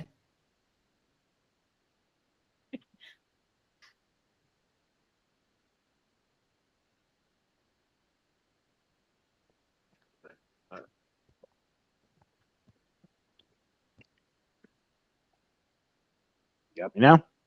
All right. Just saying the main values and pillars this is going to touch upon is managing resources effectively. And then the main values is going to touch upon accountability and transparency are really the main values that play here. So go ahead. What we're going to look at now is enrollment through June. So we do have our June counts. This is really our enrollment throughout the entire year now. You can see on this trend, we did finish a little higher. So it just shows that enrollment continues to increase here at Coupeville. So this is a good positive sign. You can see at the top there is our counts for throughout the year now completed. So go ahead, next slide. That was really what we're going to touch upon for enrollment, and now we'll go into financials. Keep in mind this is through May 31st, so we're 1 month back, even though we have the count data for June. We're really at the end of the third quarter here. So this is our dashboard, financial dashboard, quick look through 3 quarters, revenues to date, expenditures to date, and tracking our cash and fund balance, which continues to remain, solid. So go ahead, next slide.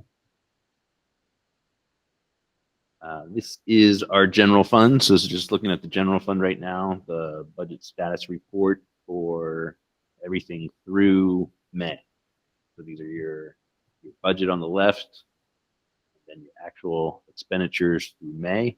We do have encumbrances in there, and so you can start getting a sense of where we are at after the third quarter.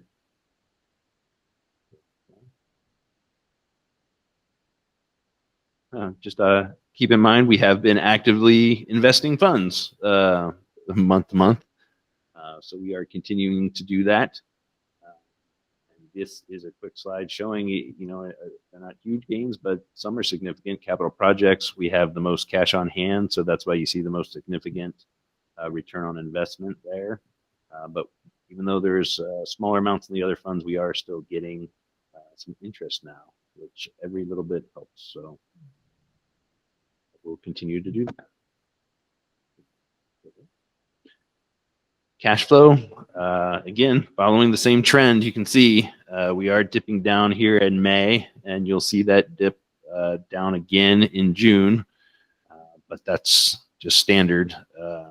Really, the apportionment, state apportionment, most revenue that we receive is going to come in July and August.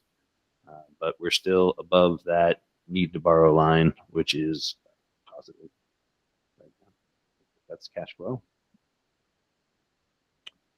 In terms of fund balance, again, you can see it throughout the different months, how our fund balance will fluctuate.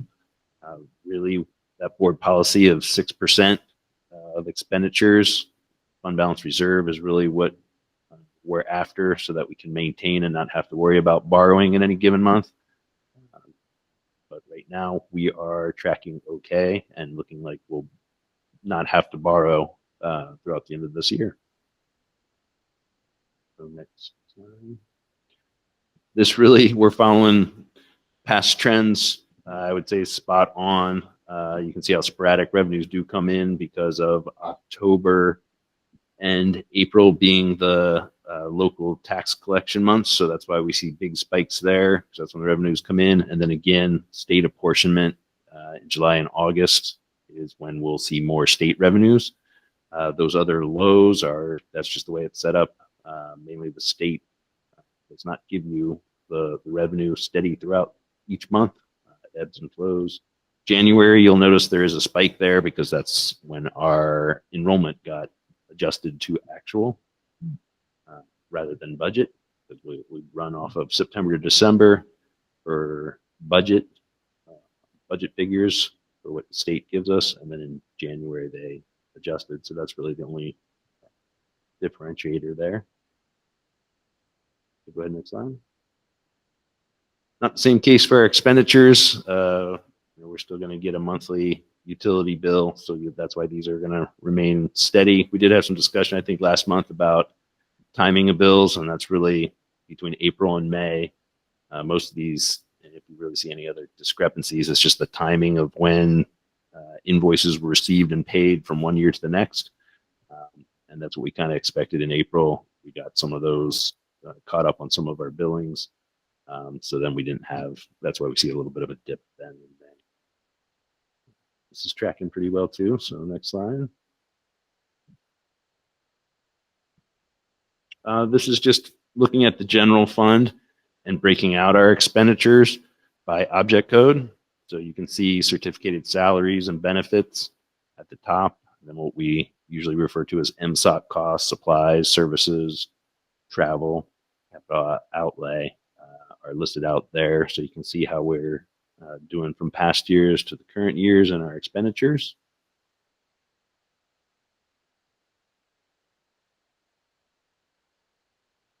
Again, the takeaway is mainly salaries and benefits are going to make up the majority of our expenditures in school districts. MSOCs really are the smaller piece of this pie. So that is what this is demonstrating.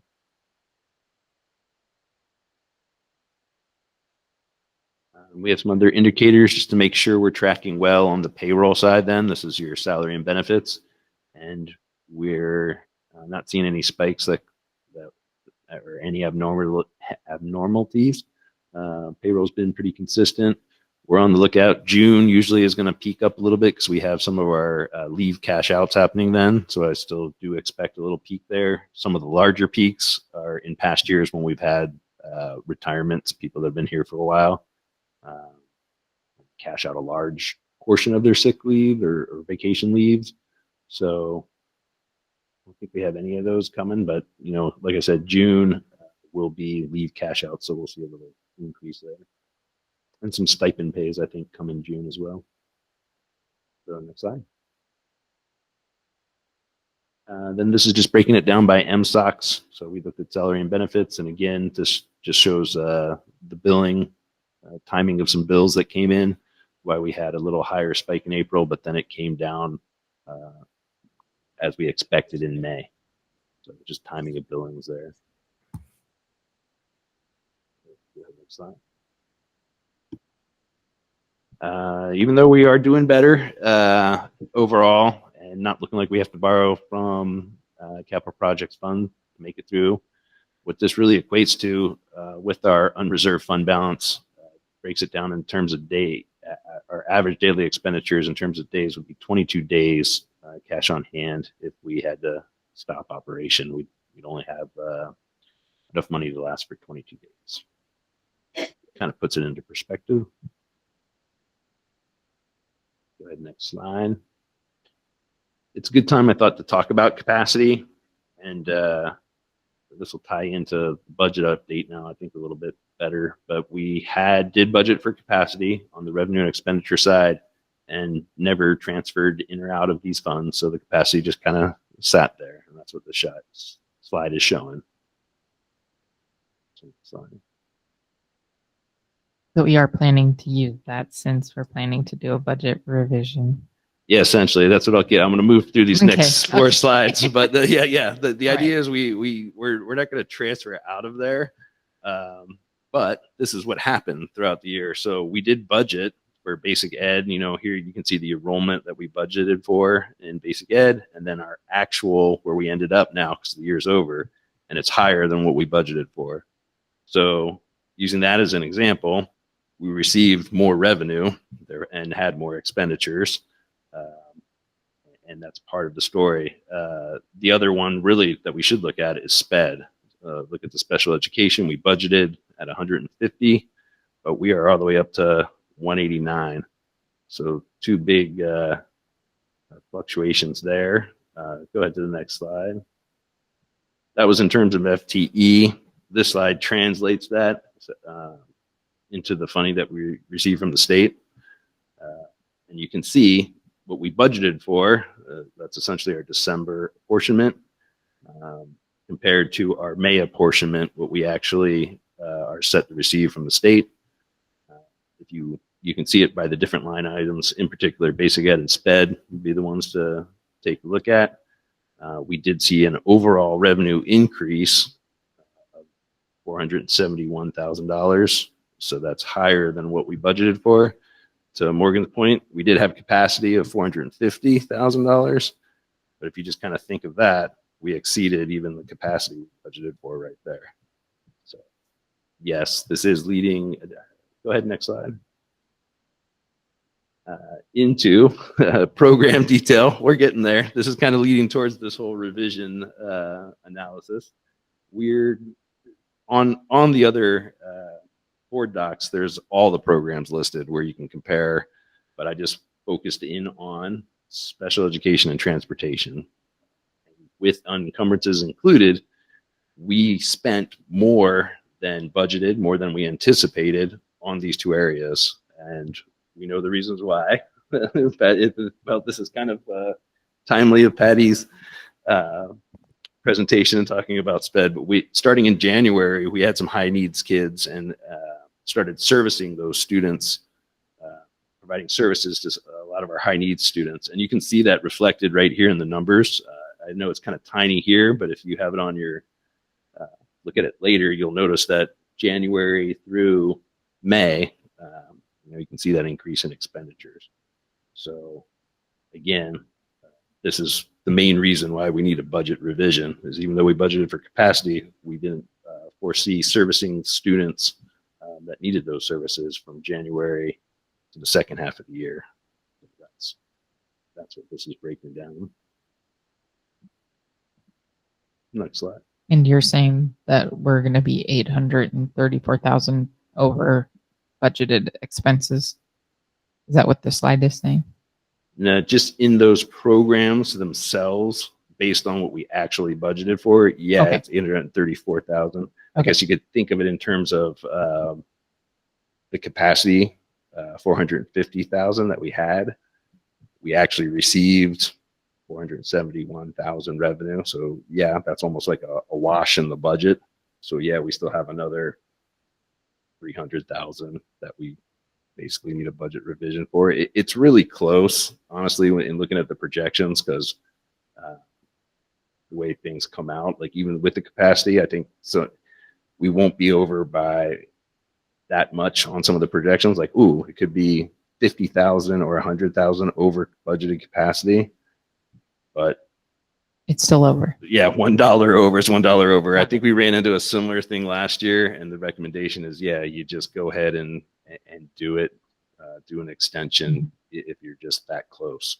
Okay. But I think that's the plan with capacity as we go into this next budget year. The idea is, I think we're truing up a lot of the budgeting here in terms of the cohort survival ratio method that we're using, and budgeting more closely to our SPED numbers. So I think that's going to help and we budget for capacity. The idea is, as long as there's not many unforeseen things, we wouldn't need a revision next year. Mhm.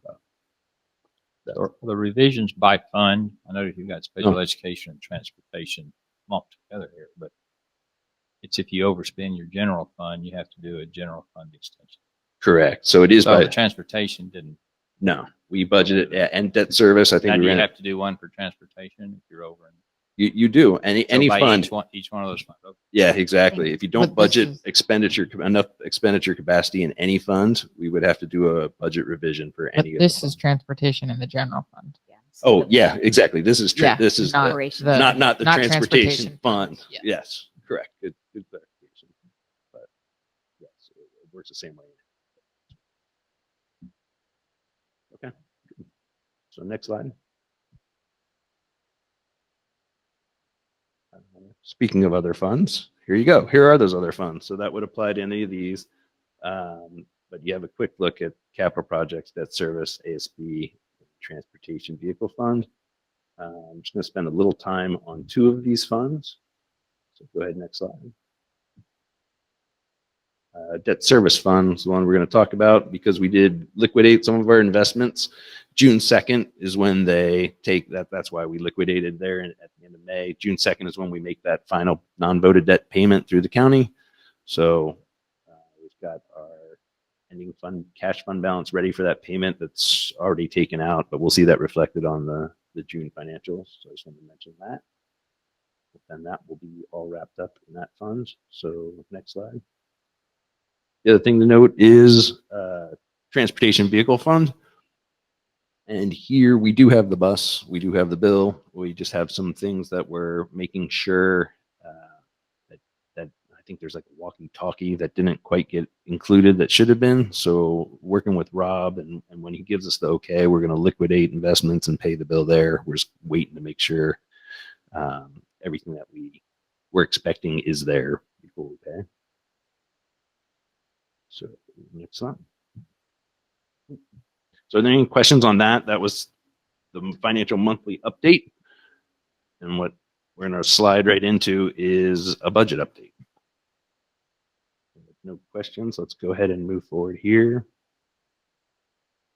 Perfect. So where we're at with the budget is we have some projected revenues, and go ahead to the next slide. Because we're able to put in our averages now, the 4-year unweighted average with enrollment numbers all the way through June come out to what you're seeing on the screen. Not much difference here actually from previous in K to 12. But if you go to the next slide, main change was in special education. We're up to 189 is what we did put into the F203. And so there was an increase from the previous draft that we shared. That was the main increase was on the SPED side. So go ahead, next slide. This is the roll up. Actually, if you click, Will, I think it'll highlight some of those in yellow. There's some this one. Yeah.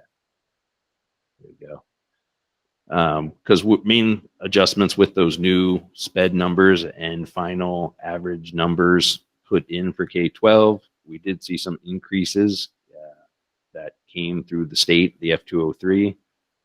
So that has now been applied to this draft version of the budget.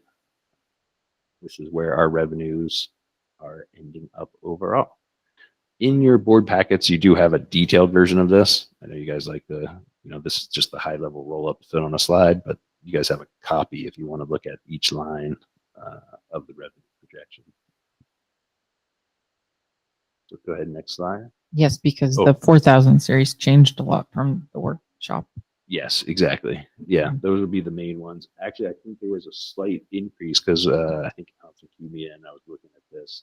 If you look in the federal series too, there's a slight increase there, but the main increases is what's highlighted. So go ahead.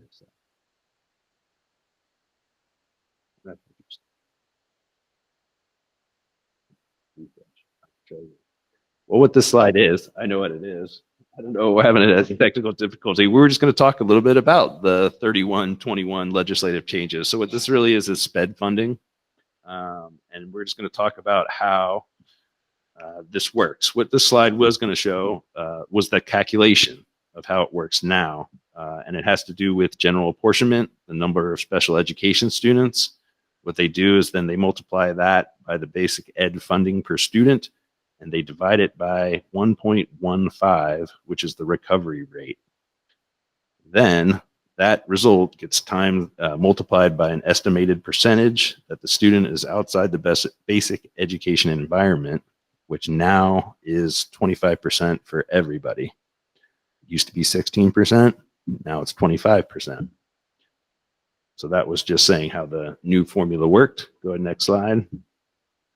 What this equates to is that there's, for lack of a better explanation, winners and losers across the state. If you are a district that was currently over that 25%, you are going to get less funding from the state for special education. If you are a district under 25%, you are going to receive more funding. And if you click Coupeville, we have been operating at about 22%. So we will receive additional SPED funding in 25-26 based on this new formula through the legislature. But to demystify this a little bit more, go ahead, next slide. I want you to take a look at this example. So what this is an actual example. We budgeted in the F203 for 189 SPED students. I actually put this straight in the F203. What if we increased that to 190? What if we just added one more SPED student? Well, this is no changes to the F203 revenue projection by the state.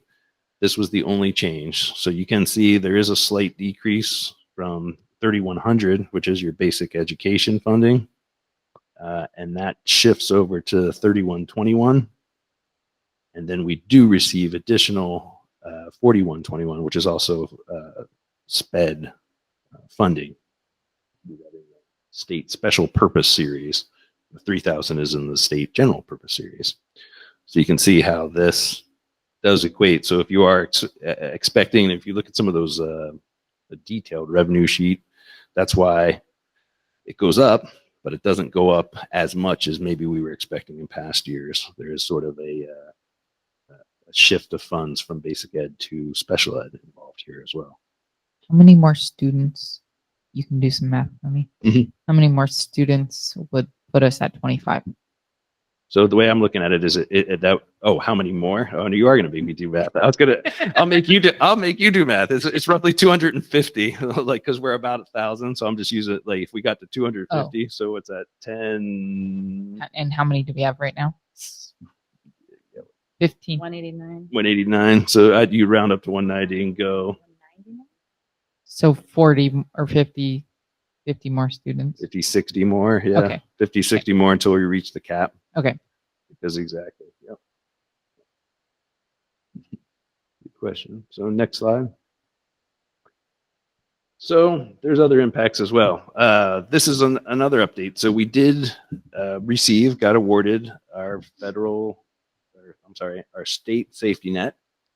So that's why I plugged that in there to 24-25 fiscal year, and it lines up with kind of the trend that we've been seeing here.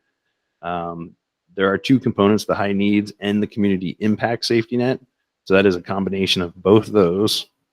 And we did receive $360,243 that we will receive on our August apportionment, is the way that works. So we don't have it yet, but we've been awarded. Something to keep in mind is this is we're into trend analysis here, and I think it's a good thing. But this is an example of a trend that more than likely will not continue for various reasons. One is there's no community impact safety net moving forward, at least in the next biennium, barring a legislative change. The other thing to be aware of is since Coupeville is under the 25% cap and will benefit from that, we'll have a harder time demonstrating capacity and being able to recoup larger amounts of safety net funding. So that's something to think about going forward as well. Really, those districts that lost out, that were operating above that 25% cap, they're going to have more capacity and be able to receive more from safety net, essentially, is how it'll work. Now, that's somewhat subjective, but that's because it is dependent on high need students. If we did get an influx of high need students, we still could potentially receive more through high needs safety net, but there is a capacity issue that will be difficult and challenging for us to meet. So any questions about that? Yeah. What part of that 360,000 is community impact? Yeah, that's a great question. I didn't bring the breakout. I think it's 190,000. Does that sound about right? Yeah, roughly 190,000, I would say. But we actually have the breakout. There's a separate sheet that details it out. Like, you want an idea? How Yeah. much? But I think so it's about 190,000. And the threshold for high needs is based on a percentage of special ed like apportionment, right? And so if the apportionment got bigger, that's why our amount above that amount would be less. Correct. It would hit us less, but it also would be less to recoup later. Correct. Correct. Just kind of how it's set up to work. Yep. So that's wanted to include those slides in there because I think that was one of the bigger legislative changes that will have a direct impact on us moving forward. So that's why we wanted to take some time to highlight that. So we're good with that. Any other questions? We'll move on to the expenditure side of things. So go ahead, next slide. So this is where we're looking at. I should mention too, the F203 has been sent off to Lori McLeod at ESD 189 for review. So those right now, F203 numbers are essentially locked in. You have the opportunity to make changes if need be. That's where that's at. So on the expenditure side of things, this is how things are shaping up. The main difference here that you'll see, these are comparing the 24-25 budget to our 25-26 budget. 2000 series, we did have some change in personnels, mainly in the health positions, where we had some resignations, and we are planning to, at the current time, move forward and anticipating some changes in the classified positions. So that's why you kind of see a change there on the cert side and an increase in the classified positions. The other part of that increase in the classified positions would be some of our special high need students or special ed students requiring one-on-ones. So we have some LPN and one-on-one increase factors there for next year. So that's the main gist of it on the staffing side. On the MSOC side, you'll see some changes. This is really based on what we're actually spending and then projected through the end of the year in supplies and purchase services. I know that questions come up. That still could change, I believe, as I'm working through right now, itemizing things out more. So that distribution between supplies and purchase services, I think we could see a little bit more of a shift there as we're itemizing those out. But overall, we are going to see an increase in purchase services. Large part of that, again, has to do with serving our special education students. We have some specialists. One is going to a program in a different district. So we are budgeting accordingly there. That's why you see an increase in services. That's where we're at on the expenditure side. So go ahead, next slide. Right now, we are currently able to produce a balanced budget. There's actually a slight increase that we are seeing, but it's right now with what's in the budget and what we're anticipating needing. It's pretty much pretty flat. It's kind of wild to go back to the previous slide that our 24-25 budget for salaries was 8.6, and then we're budgeting 8.5. And I know that we did a modified education plan and made reductions, but our enrollment was significantly over what we budgeted for. And so that just leaves me with a lot of questions. Mm-hmm. It's very vague, but just kind of change teaching staff. right, which I think that begs the question, like, how were our classes staffed? How are they now? What are the needs? I just think those are the things that we're constantly talking about and reassessing. So Devil's in the details. Yeah. So some of it too is, there is staff continue to step up here and maintain. So, like you're saying, the same position will be there. And they're stepping up and they're still there. So there's not much change there. Mhm. And then there's some legislative changes, but you can see an apportionment from there. It wasn't much difference. Mhm. So, yeah, just the pace of those things. And 3,000s is salaries that's Classified. classified, Mhm. and that Not- has increased. Yeah, that'll be your non-reps are in there as well. But the Mhm. main increase is, though we had some resignations on the certificated side, we did have some additional positions on the classified side, Mhm. like I was mentioning for paraeducator, LPN. Yeah. That's why. Thank you. With that one. We'll do the next slide. Yep. So this all balanced budget. Go ahead to the next slide. This is what I wanted to get to. So also now that we have safety net, we can expect that. I'm able to put that into our projection to figure out, have a better sense of where we're going to end up for 24, 25. And what this is showing is we will meet that targeted 6% of expenditures for fund balance. So we will have just a little over 6%, which is board policy at the end of 24, 25. I'd also share there's a couple other projections. This one's fairly conservative to moderate. So it could be better than this. So I'm confident that we will end up at least at that board policy at the end of the 24, 25. So we'll use that for budgeting purposes, for budgeting beginning fund balance, and look to restrict some revenue to that fund balance policy as we discussed. Go ahead and click. Guess I added in some animations here to highlight that. Well, and I do feel like, I mean, we were significantly off with our budget from last year, so it's important that we're correcting that to get to a better place. Exactly. No, I think I feel like last year was really that reset, if you will.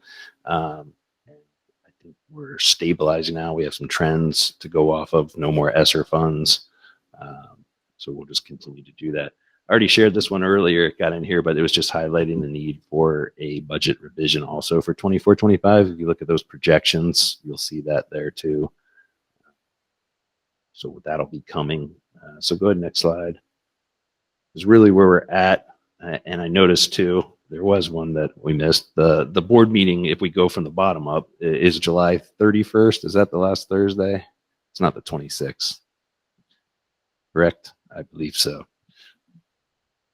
Yeah, exactly. So that date's wrong on my slide. There was one more mistake we missed there. July 31st is the finish line. That's where we do need to board adopt the budget. There's actually a F-195F that we need to adopt as well. And then a budget revision is the additional piece that I mainly wanted to make you aware of.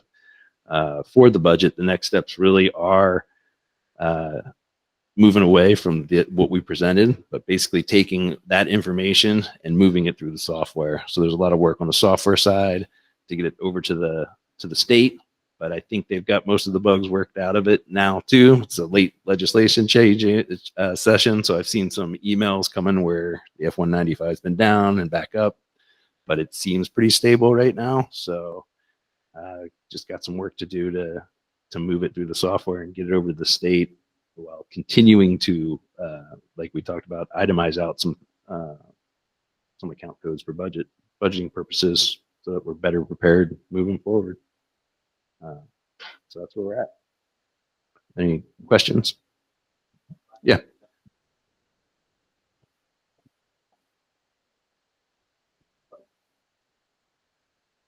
Batteries. Anybody else?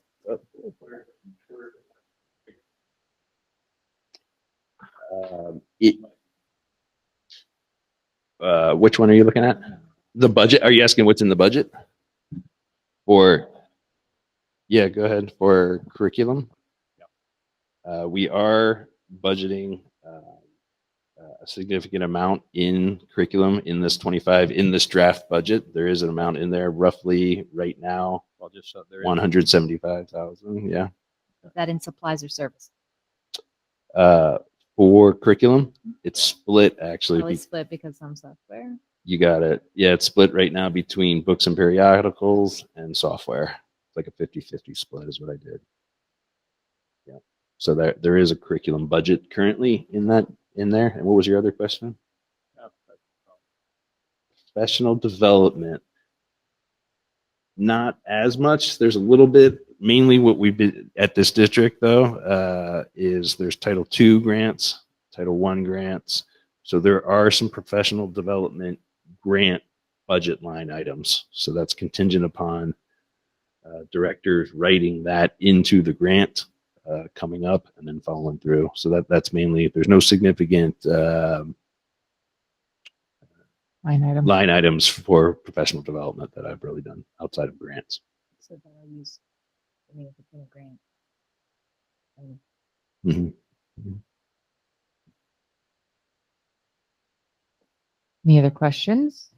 Any online questions? The only last thing I would add is the UDL and everything that we're rolling out next year, that those are largely Title II grants that we did have carryover on. It's kind of a nice surprise in a way that we do have some that, as long as it aligns with Title II grant opportunities, that's how we're been able to roll out this UDL. So really, it's still grant opportunities. But it's still an expenditure. But it There's is still, somewhere. exactly. Still an expenditure. Exactly. Okay. Okay. Any other questions? Thank you for your work. I know that the rest of us are on summer and you're in budget season.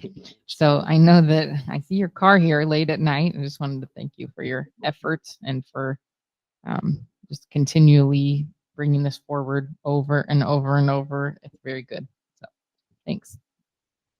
All right. Moving on to our superintendent report. Turn it over to Superintendent Leatherwood.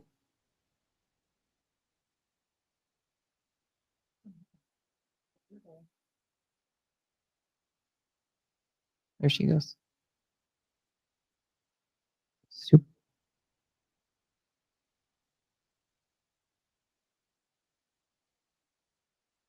Superintendent Leatherwood. All right. I had to figure out how to unmute myself, so hopefully you can hear me now. All right. So, Will, if you could bring up the slides, that would be wonderful.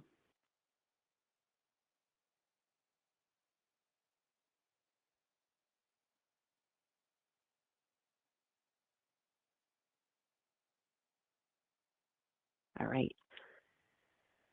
So the report tonight for superintendent report, I'm really going to hit on our budget priorities for going into next year. And so for our strategic plan, this specifically hits quite a few of our areas. Go ahead, Will. We're going to be looking at managing resources effectively. We want to ensure as we're doing this, we're also connecting with our family and community as we're rolling out new curriculum, as we're looking at ways that we're going to look at being fiscally responsible. We're also going to be engaging our community to see what their needs are and what our student needs are. One of my top priorities is ensuring excellent instruction. We can get the best curriculum out there, but if we don't have the professional development to provide the excellent instruction to back it, it's just sitting on the shelves. And as we're doing that, we are looking at a curriculum or curriculums that really center on student well-being, social emotional curriculum that will support our students and ensure that they also are attending and all of that from my last report. And then finally, we're doing a lot to empower our students. And so this strategic plan is in everything that we do. And as we're moving forward to next year, it's going to be even more pronounced.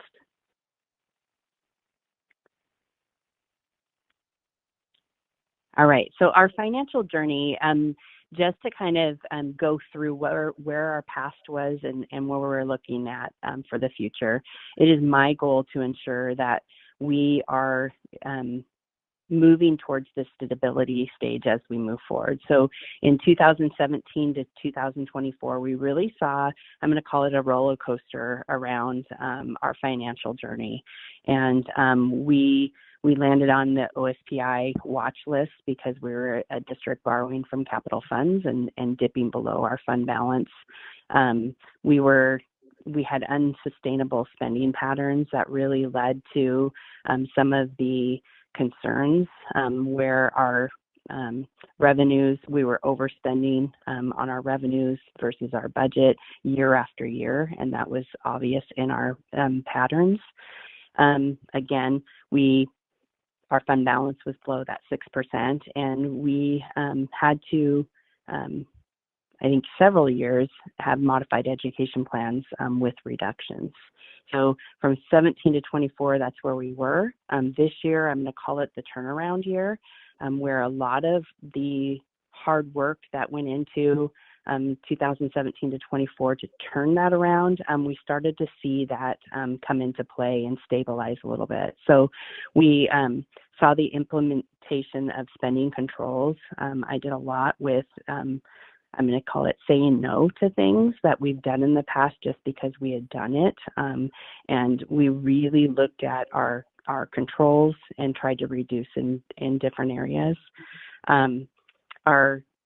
We strategically looked at things that we were spending over the years, and we started to gather an inventory around those costs and look at the why behind those costs, and we started to eliminate and reduce those costs over time this year.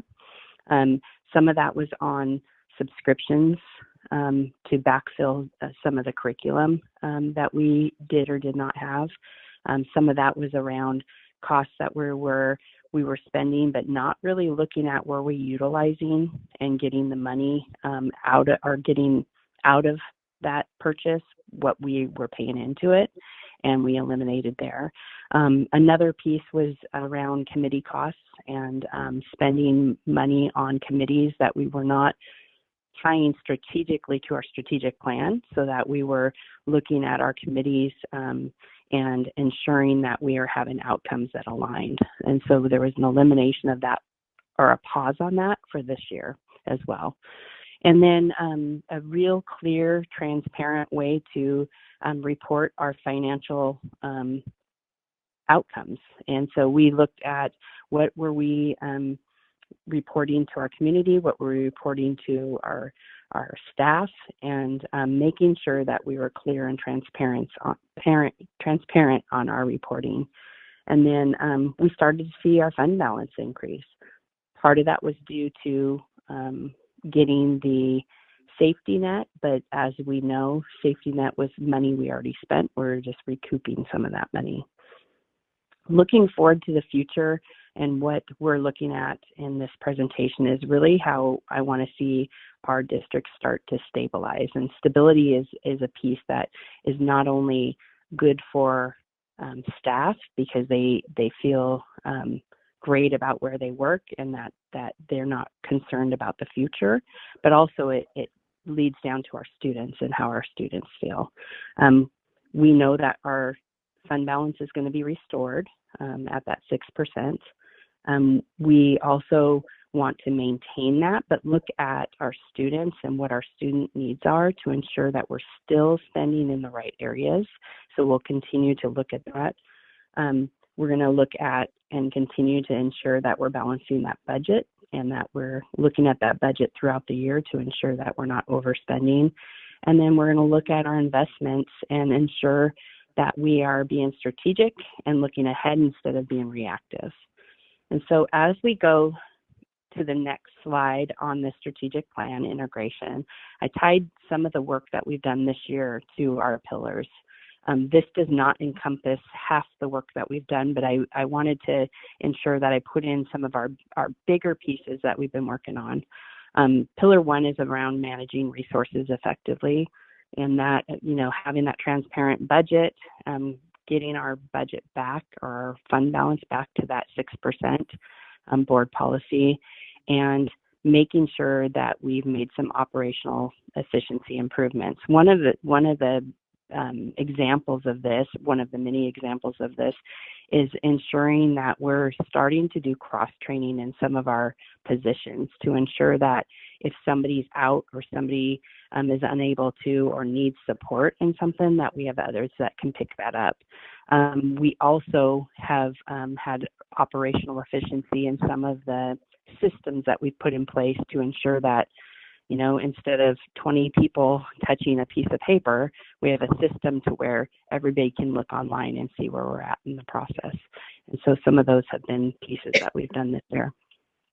And pillar 2, connecting with families in the community. You've all seen our communication systems. We're really working with our social media. Thank you to Director Smith for working on how we're communicating with families on our social media, how we're able to engage our families. We had our community dinner this year. Our plan next year is we're going to have 2 of those, and they're going to be on the calendar well in advance so that families can join us.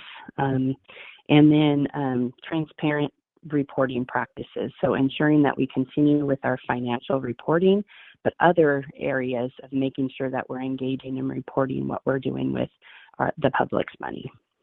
As we look at pillar 3 on ensuring excellent instruction, this is a piece that does incorporate, and I appreciate Director Merwine's question around professional development and where's that money coming from. A lot of it is Title II dollars that we're going to be ensuring that we're working hard to utilize it in a fashion that it supports all of our staff in some way. And so part of ensuring excellent instruction is ensuring, 1, we have a guaranteed and viable curriculum. So once you have that curriculum, so what if we don't know how to use it? So the professional development is very important, that we have ways to pay our staff to engage in professional development so they know how to use it at high levels and they dig into it. What I heard time and time again this year is around curriculum adoptions, where the professional development may or may not have happened at a high level, so staff didn't necessarily know how to utilize that curriculum to its best ability. So that will be something that we ensure will be happening as we adopt curriculum. The other piece is the universal design for learning implementation. This helps teachers understand how to support all students who walk through their classroom and how to plan for them. And the framework itself is extremely valuable to support students to be able to engage in different ways in which we engage in different ways in the real world. And so it really brings that real world aspect to the classroom to ensure that we're assessing and we're planning for and we're ensuring all students are learning at high levels. And then finally, we are going to be investing in that professional development right now with Title II dollars, which is a grant, and really looking to expand in the future to support the work that we're doing. In Pillar 4, well, I'm going to go back to ensuring excellent instruction. I didn't put this on here, but part of our goal would be also restoring opportunities for our students to have pathways in multiple class offerings. And so looking at the future of bringing back band would be a high priority. Having a librarian would be a high priority. But in the 25-26 school year, we're just really not sure whether or not that's going to be feasible or not. But knowing that that is at the top of our priorities, because we know when students are engaged in music and opportunities, it expands their career and college readiness or availability as well. As we look at Pillar 4, promoting student and staff well-being, part of this engagement and working with this pillar is looking at ways that we can make things easier. We know stress goes down when people can anticipate, or students can anticipate what the expectation is. They know what it is. They don't have to stress about it because they've been taught it and it's been reinforced. That also is true for our staff. When staff have expectations, they know what they are, they know how to navigate. A lot of the well-being raises through that. So our district-wide PBIS implementation, our district behavior systems have really supported that piece of that. At the staff level, are building leadership teams. By having building leadership teams that are shared leadership throughout the building helps to support the message and also gives voice and choice with staff, which supports their well-being as well. a lot of times you're also planning around student and staff well-being in those pieces as well. Intentional early release Wednesday trainings, making sure that we're supporting students and staff well-being and promoting that as we plan around those early release times. And I'm going to say also our professional development that we'll have at the beginning of the year as well. And then finally, empowering students. We're bringing on School Links, which is a high school and beyond plan implementation. This is a statewide platform that will help support students as they begin to plan for college and beyond, or careers and beyond. And it helps them look at different pathways and what is the wage level in Washington versus Oregon, say. There's a lot of great material with this program, and it'll empower students to choose what they want to do and empower them to build their plan as they go, starting in 7th grade. Again, talking about CTE program expansion next year. We'll continue to look at that every year. We have the web program coming in, and then we have superintendent student voice teams that are going to be coming on board next year, where I'll be asking just general questions that will bring to the team of students. I'll get their responses to that, or they'll go out and get responses and bring it back, and I'll be sharing that with the board throughout the year. And then finally, our board reps, who will also be part of our student teams, and then also our board team as well. As we go into managing resources effectively, there are 3 things that I kind of put at the top of this. One being administrative efficiency. This year we're going to be looking at food services and restructuring food services. We will be going from a director and an assistant director model to a director supervisor model. We'll be eliminating that assistant director position, but we'll still maintain our service quality. As we look at staff reductions this year, we did make some adjustments to certificated instructional staff. We maintained our support services. Like Director Gianello discussed, we might actually be going up a bit in some of our support services and classified staff. And then we also continue to look at improved efficiency. When Director Kimmel talks about the training that we'll be getting for staff, that's for all staff, and that helps to support all students. And so that efficiency level goes up when we start providing training to everybody. It helps in that fashion. And then program investment. Some of the things that we've invested for next year on CTE, we're looking at increased apportionment in CTE because we're expanding, and that helps support the work we're doing. We're going to be looking at curriculum adoptions. We will be moving to a comprehensive look at what are our needs and do a needs assessment. There will need to be some piloting pieces because we have curriculum that we just do not have for teachers, and they need a curriculum to start the year. And so we'll be looking at ways we can potentially pilot some different curriculums. The data dashboard is going to be a huge strategic investment to bring the data to our fingertips and help provide administrators and our leadership teams with ways that we can support students in an immediate fashion. And then we also have school safety and security measures. Our security measures at the elementary school, we will be installing some cameras at the entryway to be able to let families who've been vetted through in an easier fashion. Right now they're getting up, they're going to the door, they're checking ID, and then letting them in. This will be a more streamlined fashion. We'll be doing that at the middle and high school as well to ensure that our buildings are safe and secure at all times. And empowering students. Again, We will be looking at the state mandated high school and beyond plan. That platform will start. We're going to be ensuring that they have a career interest assessment. This assessment they can take at any time if they choose, and if they start along a career pathway and they change their mind, they can easily navigate and look at different careers as they go from 7th grade and beyond. Actually, this goes beyond high school. So they will be able to engage with this platform well into their college or career exploration years beyond high school.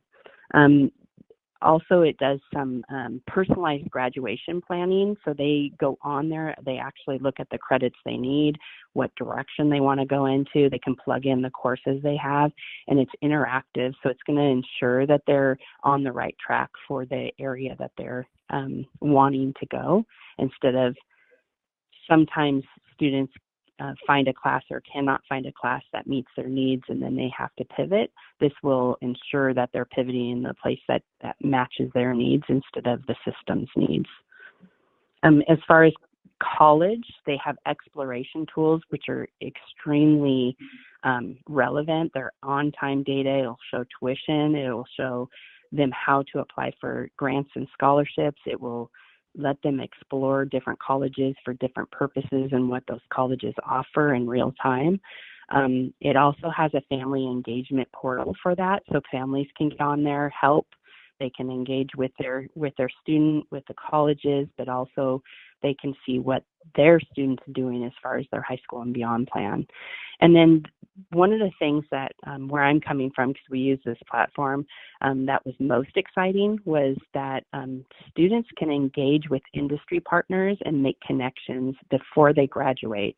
And this is a huge piece that I think will get more and more relevant as it becomes a statewide platform, because the industry partners can get on there.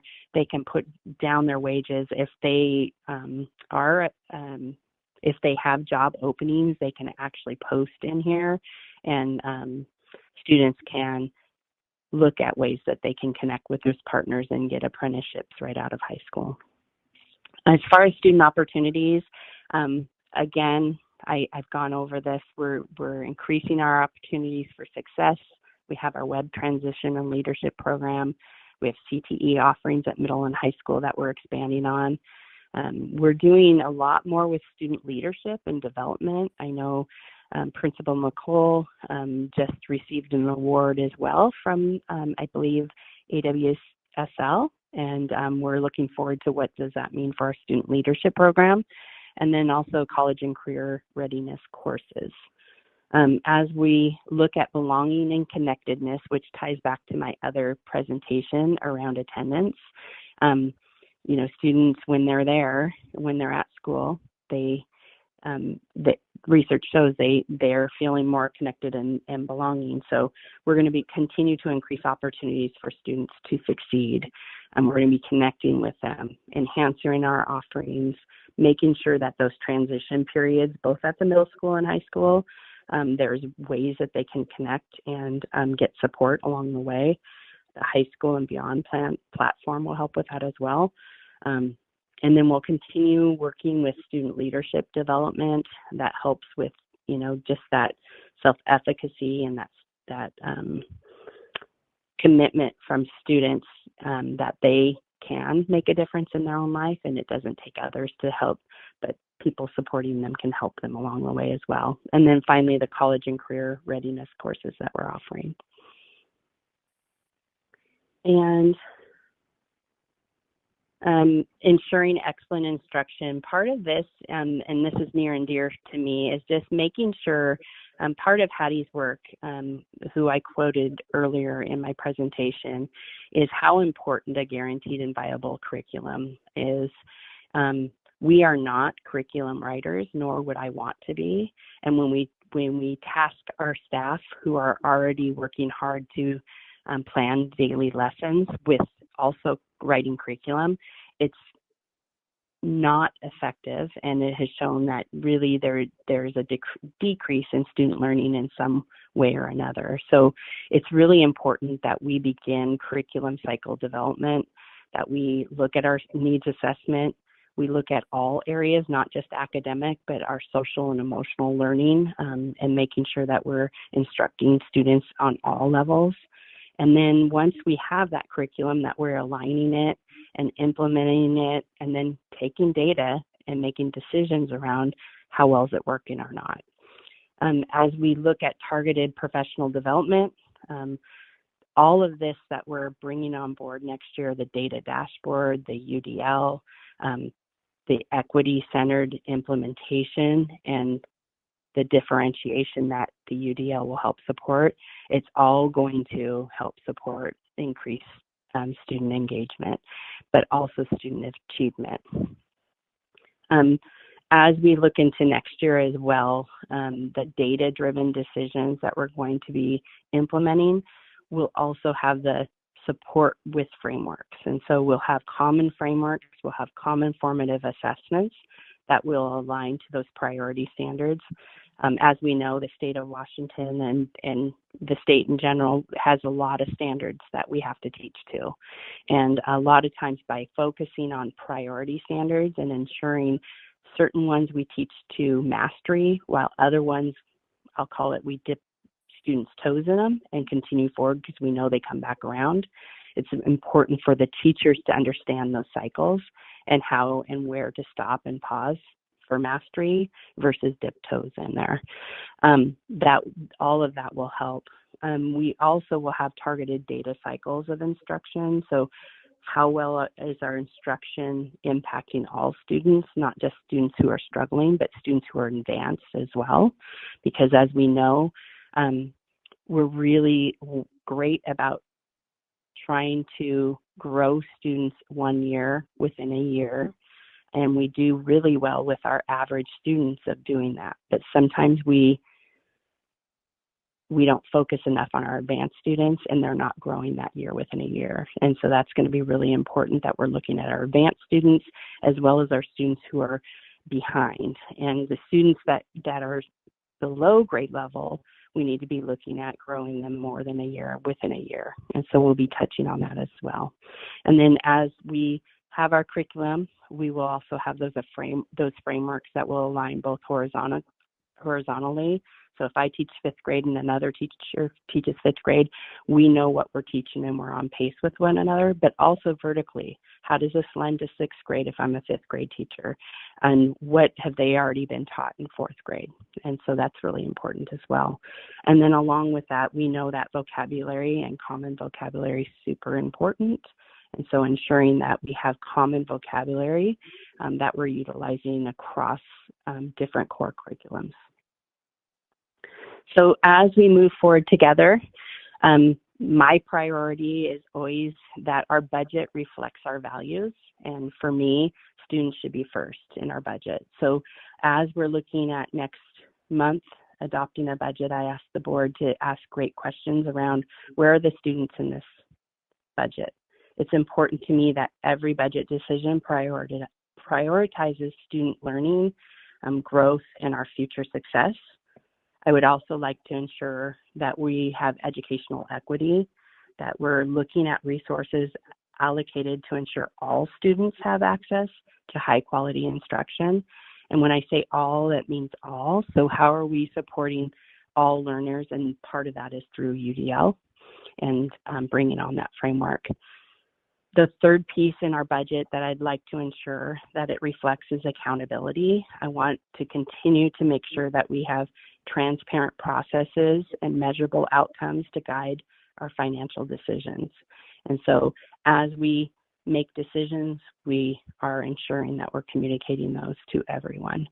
And then finally, that transparency, open communication about the budget priorities, and continue to look at our district and the financial health. It's my goal to keep that 6%. I don't want to dip back below that, but I also want to ensure that we put students first by having curriculum and instruction be one of our top priorities. Any questions? No, thank you very much. Okay. Thank you. Yes, thank you. Jumping on to board member reports. Mr. Sherman. you have Nothing to report on my end. Okay. Director Merwine.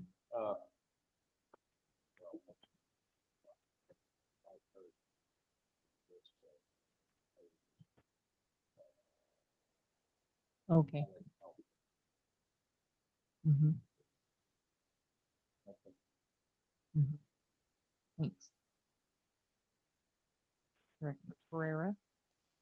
Let's see, in the budget committee, we did have a meeting around some of this budget stuff and preview it. We were able to continue doing our oversight work of checking the payroll and accounts payable on a regular basis. We also got to attend the exit conference. All the board members had that opportunity. Not everybody was able to make it. I don't.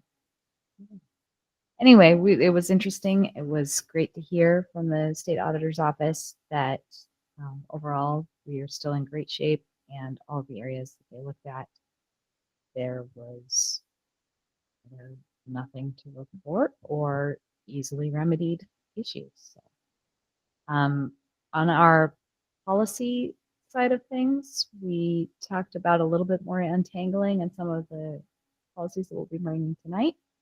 I did notice that because of all that legislative change that's been coming through, we should be expecting WASDA to come down with new model policies in July. So we'll make sure to check that out. And finally, we were able to make contact with both our new student reps, and hopefully this month we'll be able to coordinate some onboarding and orientation activities so that they're ready to hit the ground running. Mm-hmm. Director Connor, will you use your mic closer if you have any? What she said for budget, Yeah. except that we've gotten tons of information today, and I'm anxious to be distilling this and also seeing the first product out on July 10th. So everything sounds really good, but the devil's in the details. Thanks. So I just wanted to say that we completed our Superintendent Leatherwood's final evaluation for 425 school year. We used the Washington standards-based framework this year, and we focused on 3 of the 8 standards. And the 3 standards that we focused on this year were Standard 1, which was about mission, vision, and core values. And we've heard a lot about that this evening. We also focused on Standard 3, which was about curriculum, instruction, and assessment. Many of the things we've also heard this evening. And we also focused on Standard 7, which is operations and management, which is directly pertaining to facilities and finances and many of those things. So I would say that our board team is very pleased with Shannon's progress this year. She continues to build a purpose and vision among her leadership team. She's committed to examining data and using it to study and improve our district's capacity for growth. She values developing and supporting intellectually rigorous and coherent systems of curriculum, instruction, and assessment. Many of the things that we've heard about this evening. This is no surprise. She's prioritized plans to improve allocations for curriculum and provide training on best instructional practices for our staff. She continues to work towards rebuilding trust through strong fiscal management and open communication. She's engaged our community by getting involved in local nonprofit organizations. She's attended several school events and activities and is continuing to meet students and families on a regular basis. I would say she continues to hold us all to high standards of professionalism and performance so that we can better serve our students. And we are grateful for this first year that we've had together, and we look forward to our years ahead. During our August board retreat, we will plan the standards that we'll use for next year's evaluation as areas of focus. Anything to add to that? Okay. July is typically when the board completes our self-assessment survey, and we do that so that we have time to get the results back from WASDA and then discuss it at the retreat. So I do have the link for that. I will be emailing that out to you this week or next. And my hope was that we could have it completed by July 18th so that WASDA can compile the results and then get that sent to us for our August retreat. Again, I think Director Pereira covered our policy discussions. The ones on the consent agenda this evening were ones that we reviewed at the workshop. They're already current Coupeville policies and there were no changes, so we put them in consent agenda basically to update the reviewed by date, which is a little abnormal, but just wanted to mention that. As was mentioned during some of the presentations, since our last board meeting, there were big graduations, high school graduation, 5th grade graduation, 8th grade moving on ceremony. And those are just really big milestones. So just want to say thank you to our staff for launching our students to these next adventures. And I just wish you all a great, wonderful, and restful summer. That's all for my report. Any questions? No? Okay. Moving on to correspondence. So we did have one email about COA and ALE and about changes in staffing for next year to allow for greater ALE capacity. We also had an email following last month's board meeting about the softball field backstop and the desire to move the field closer to the baseball fields. Okay. And we'll jump into old business. So there's 2 policies in old business. These are both second readings of the transition to kindergarten policy, which is a new policy to Coupeville School District, and it is an essential policy. And then also the second reading and adoption of a new policy for performance-based pathways for high school graduation. These have been discussed at the workshop, at the previous meeting. I'll move to approve the second reading and adoption of policy 2230 and 2415 as presented. Second. It's been moved and seconded to approve second reading and adoption of policy 2230 and policy 2415. Is there any debate? All those in favor? Aye. Aye. All those opposed? Motion carries. All right, and then jumping into new business, we have a couple policies on here. So 3520 is a policy that we would like to adopt from WASDA, which is a student fines and fees, charges, and student fines, fees, and charges. That requires us to retire 3520, which is going to be covered in a different policy. So that's why we're retiring that first one and then also adopting the second one. This off, I'll move to retire policy 3520. It's been moved and seconded to retire the policy 3520. Is there any debate? All those in favor? Aye. All those opposed? Motion carries. Approve the first reading of policy 3520, student fees, fines, and charges. Second. Okay. Oh, yeah. And this one currently is also a renumbering. Oh, I'm sorry. It's okay. So it is an update, but it's also a renumbering of 35 or of 3270. Do we need to include that in the motion? I'll do that. I'll approve first reading of policy 3520 and the update and renumbering of 3270. Second. Thank you. It's been moved and seconded to approve first reading of policy 3520 and the renumbering of CSD 3270. Any debate? All those in favor? Aye. Aye. All those opposed? Motion carries. All right.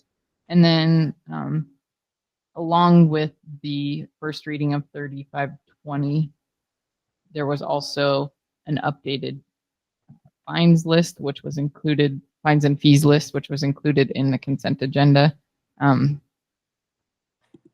Wasn't it? There's a separate item in new business. I wasn't sure. I don't see it on here.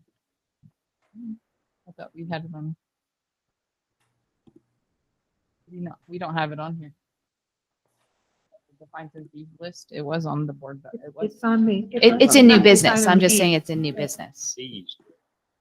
Oh, okay. I don't see it on mine. We'll add it later. This is my old. Sorry. Nope, I got it now. I'm good. Okay. All right. A and B, good. Item C, which is first reading of policy 3143, which covers the information from the retired policy of 3520. I move to approve for first reading policy 3143. It's been moved and seconded to approve first reading of policy 3143. Is there any debate? Nope, I'll just note that as we discussed in the workshop, that this involved a little bit of updated language from the policy that we already have. Mhm. Yeah. Great. All those in favor? Aye. Aye. All those opposed? Motion carries. And moving on to item D, which is first reading of policy 2110. And this is a new policy regarding transitional bilingual instruction program. This is an encouraged WASDA policy, which we discussed at the workshop. I move we approve first reading policy. Second. It's been moved and seconded to approve first reading of policy 2110. Any debate? All those in favor? Aye. Aye. All those opposed? Motion carries. All right. And item E, which is approval of the superintendent contract. I apologize. We had this item on the agenda, but we didn't have the contract attached in board docs. So you will find the contract attached in board docs now. We had an executive session before this evening to finalize the details. We did decide to do a step increase, basically raise for Superintendent Leatherwood. And so you'll find that in her pay changes. And then also we were aligning her leave days with all of the superintendent comparables that we could find, which changed her leave days to 30. So again, we're very happy that she's here. We're very pleased with her work. We wish we could give you the moon, but we just are grateful for all the things that you're doing in our district. It's my privilege and pleasure to move to approve the superintendent's contract for next school year. Next 3 school years. Excuse me. All right, next 3 years. I'm sorry. Should have looked at it before I Don't put worry. my motion. Seconded. Rolls over for 3 years.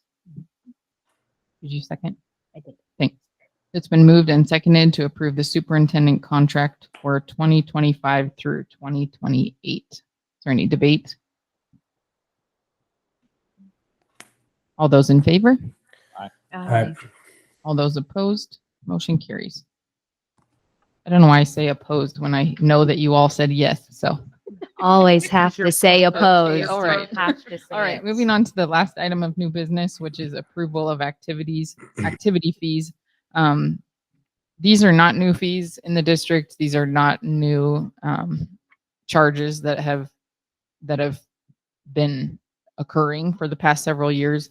But this is again a move towards some type of structure and transparency in the way that we're approving fees and a place that they can be found in a central location. So this activity fee chart will accompany the procedure that is in the new policy 3520. So, and that will be updated annually as needed.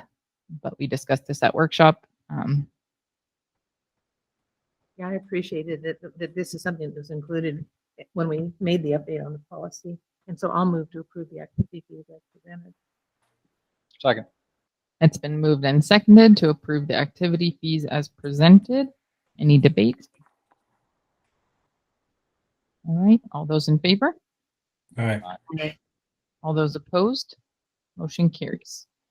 This isn't a debate, but I just might mention, I did talk to Brian just briefly this afternoon. And just as part of our budget and finance stuff, I want to do a little more research on where these funds go and what they're used for and what they're required to be used for. talk to Allison about that.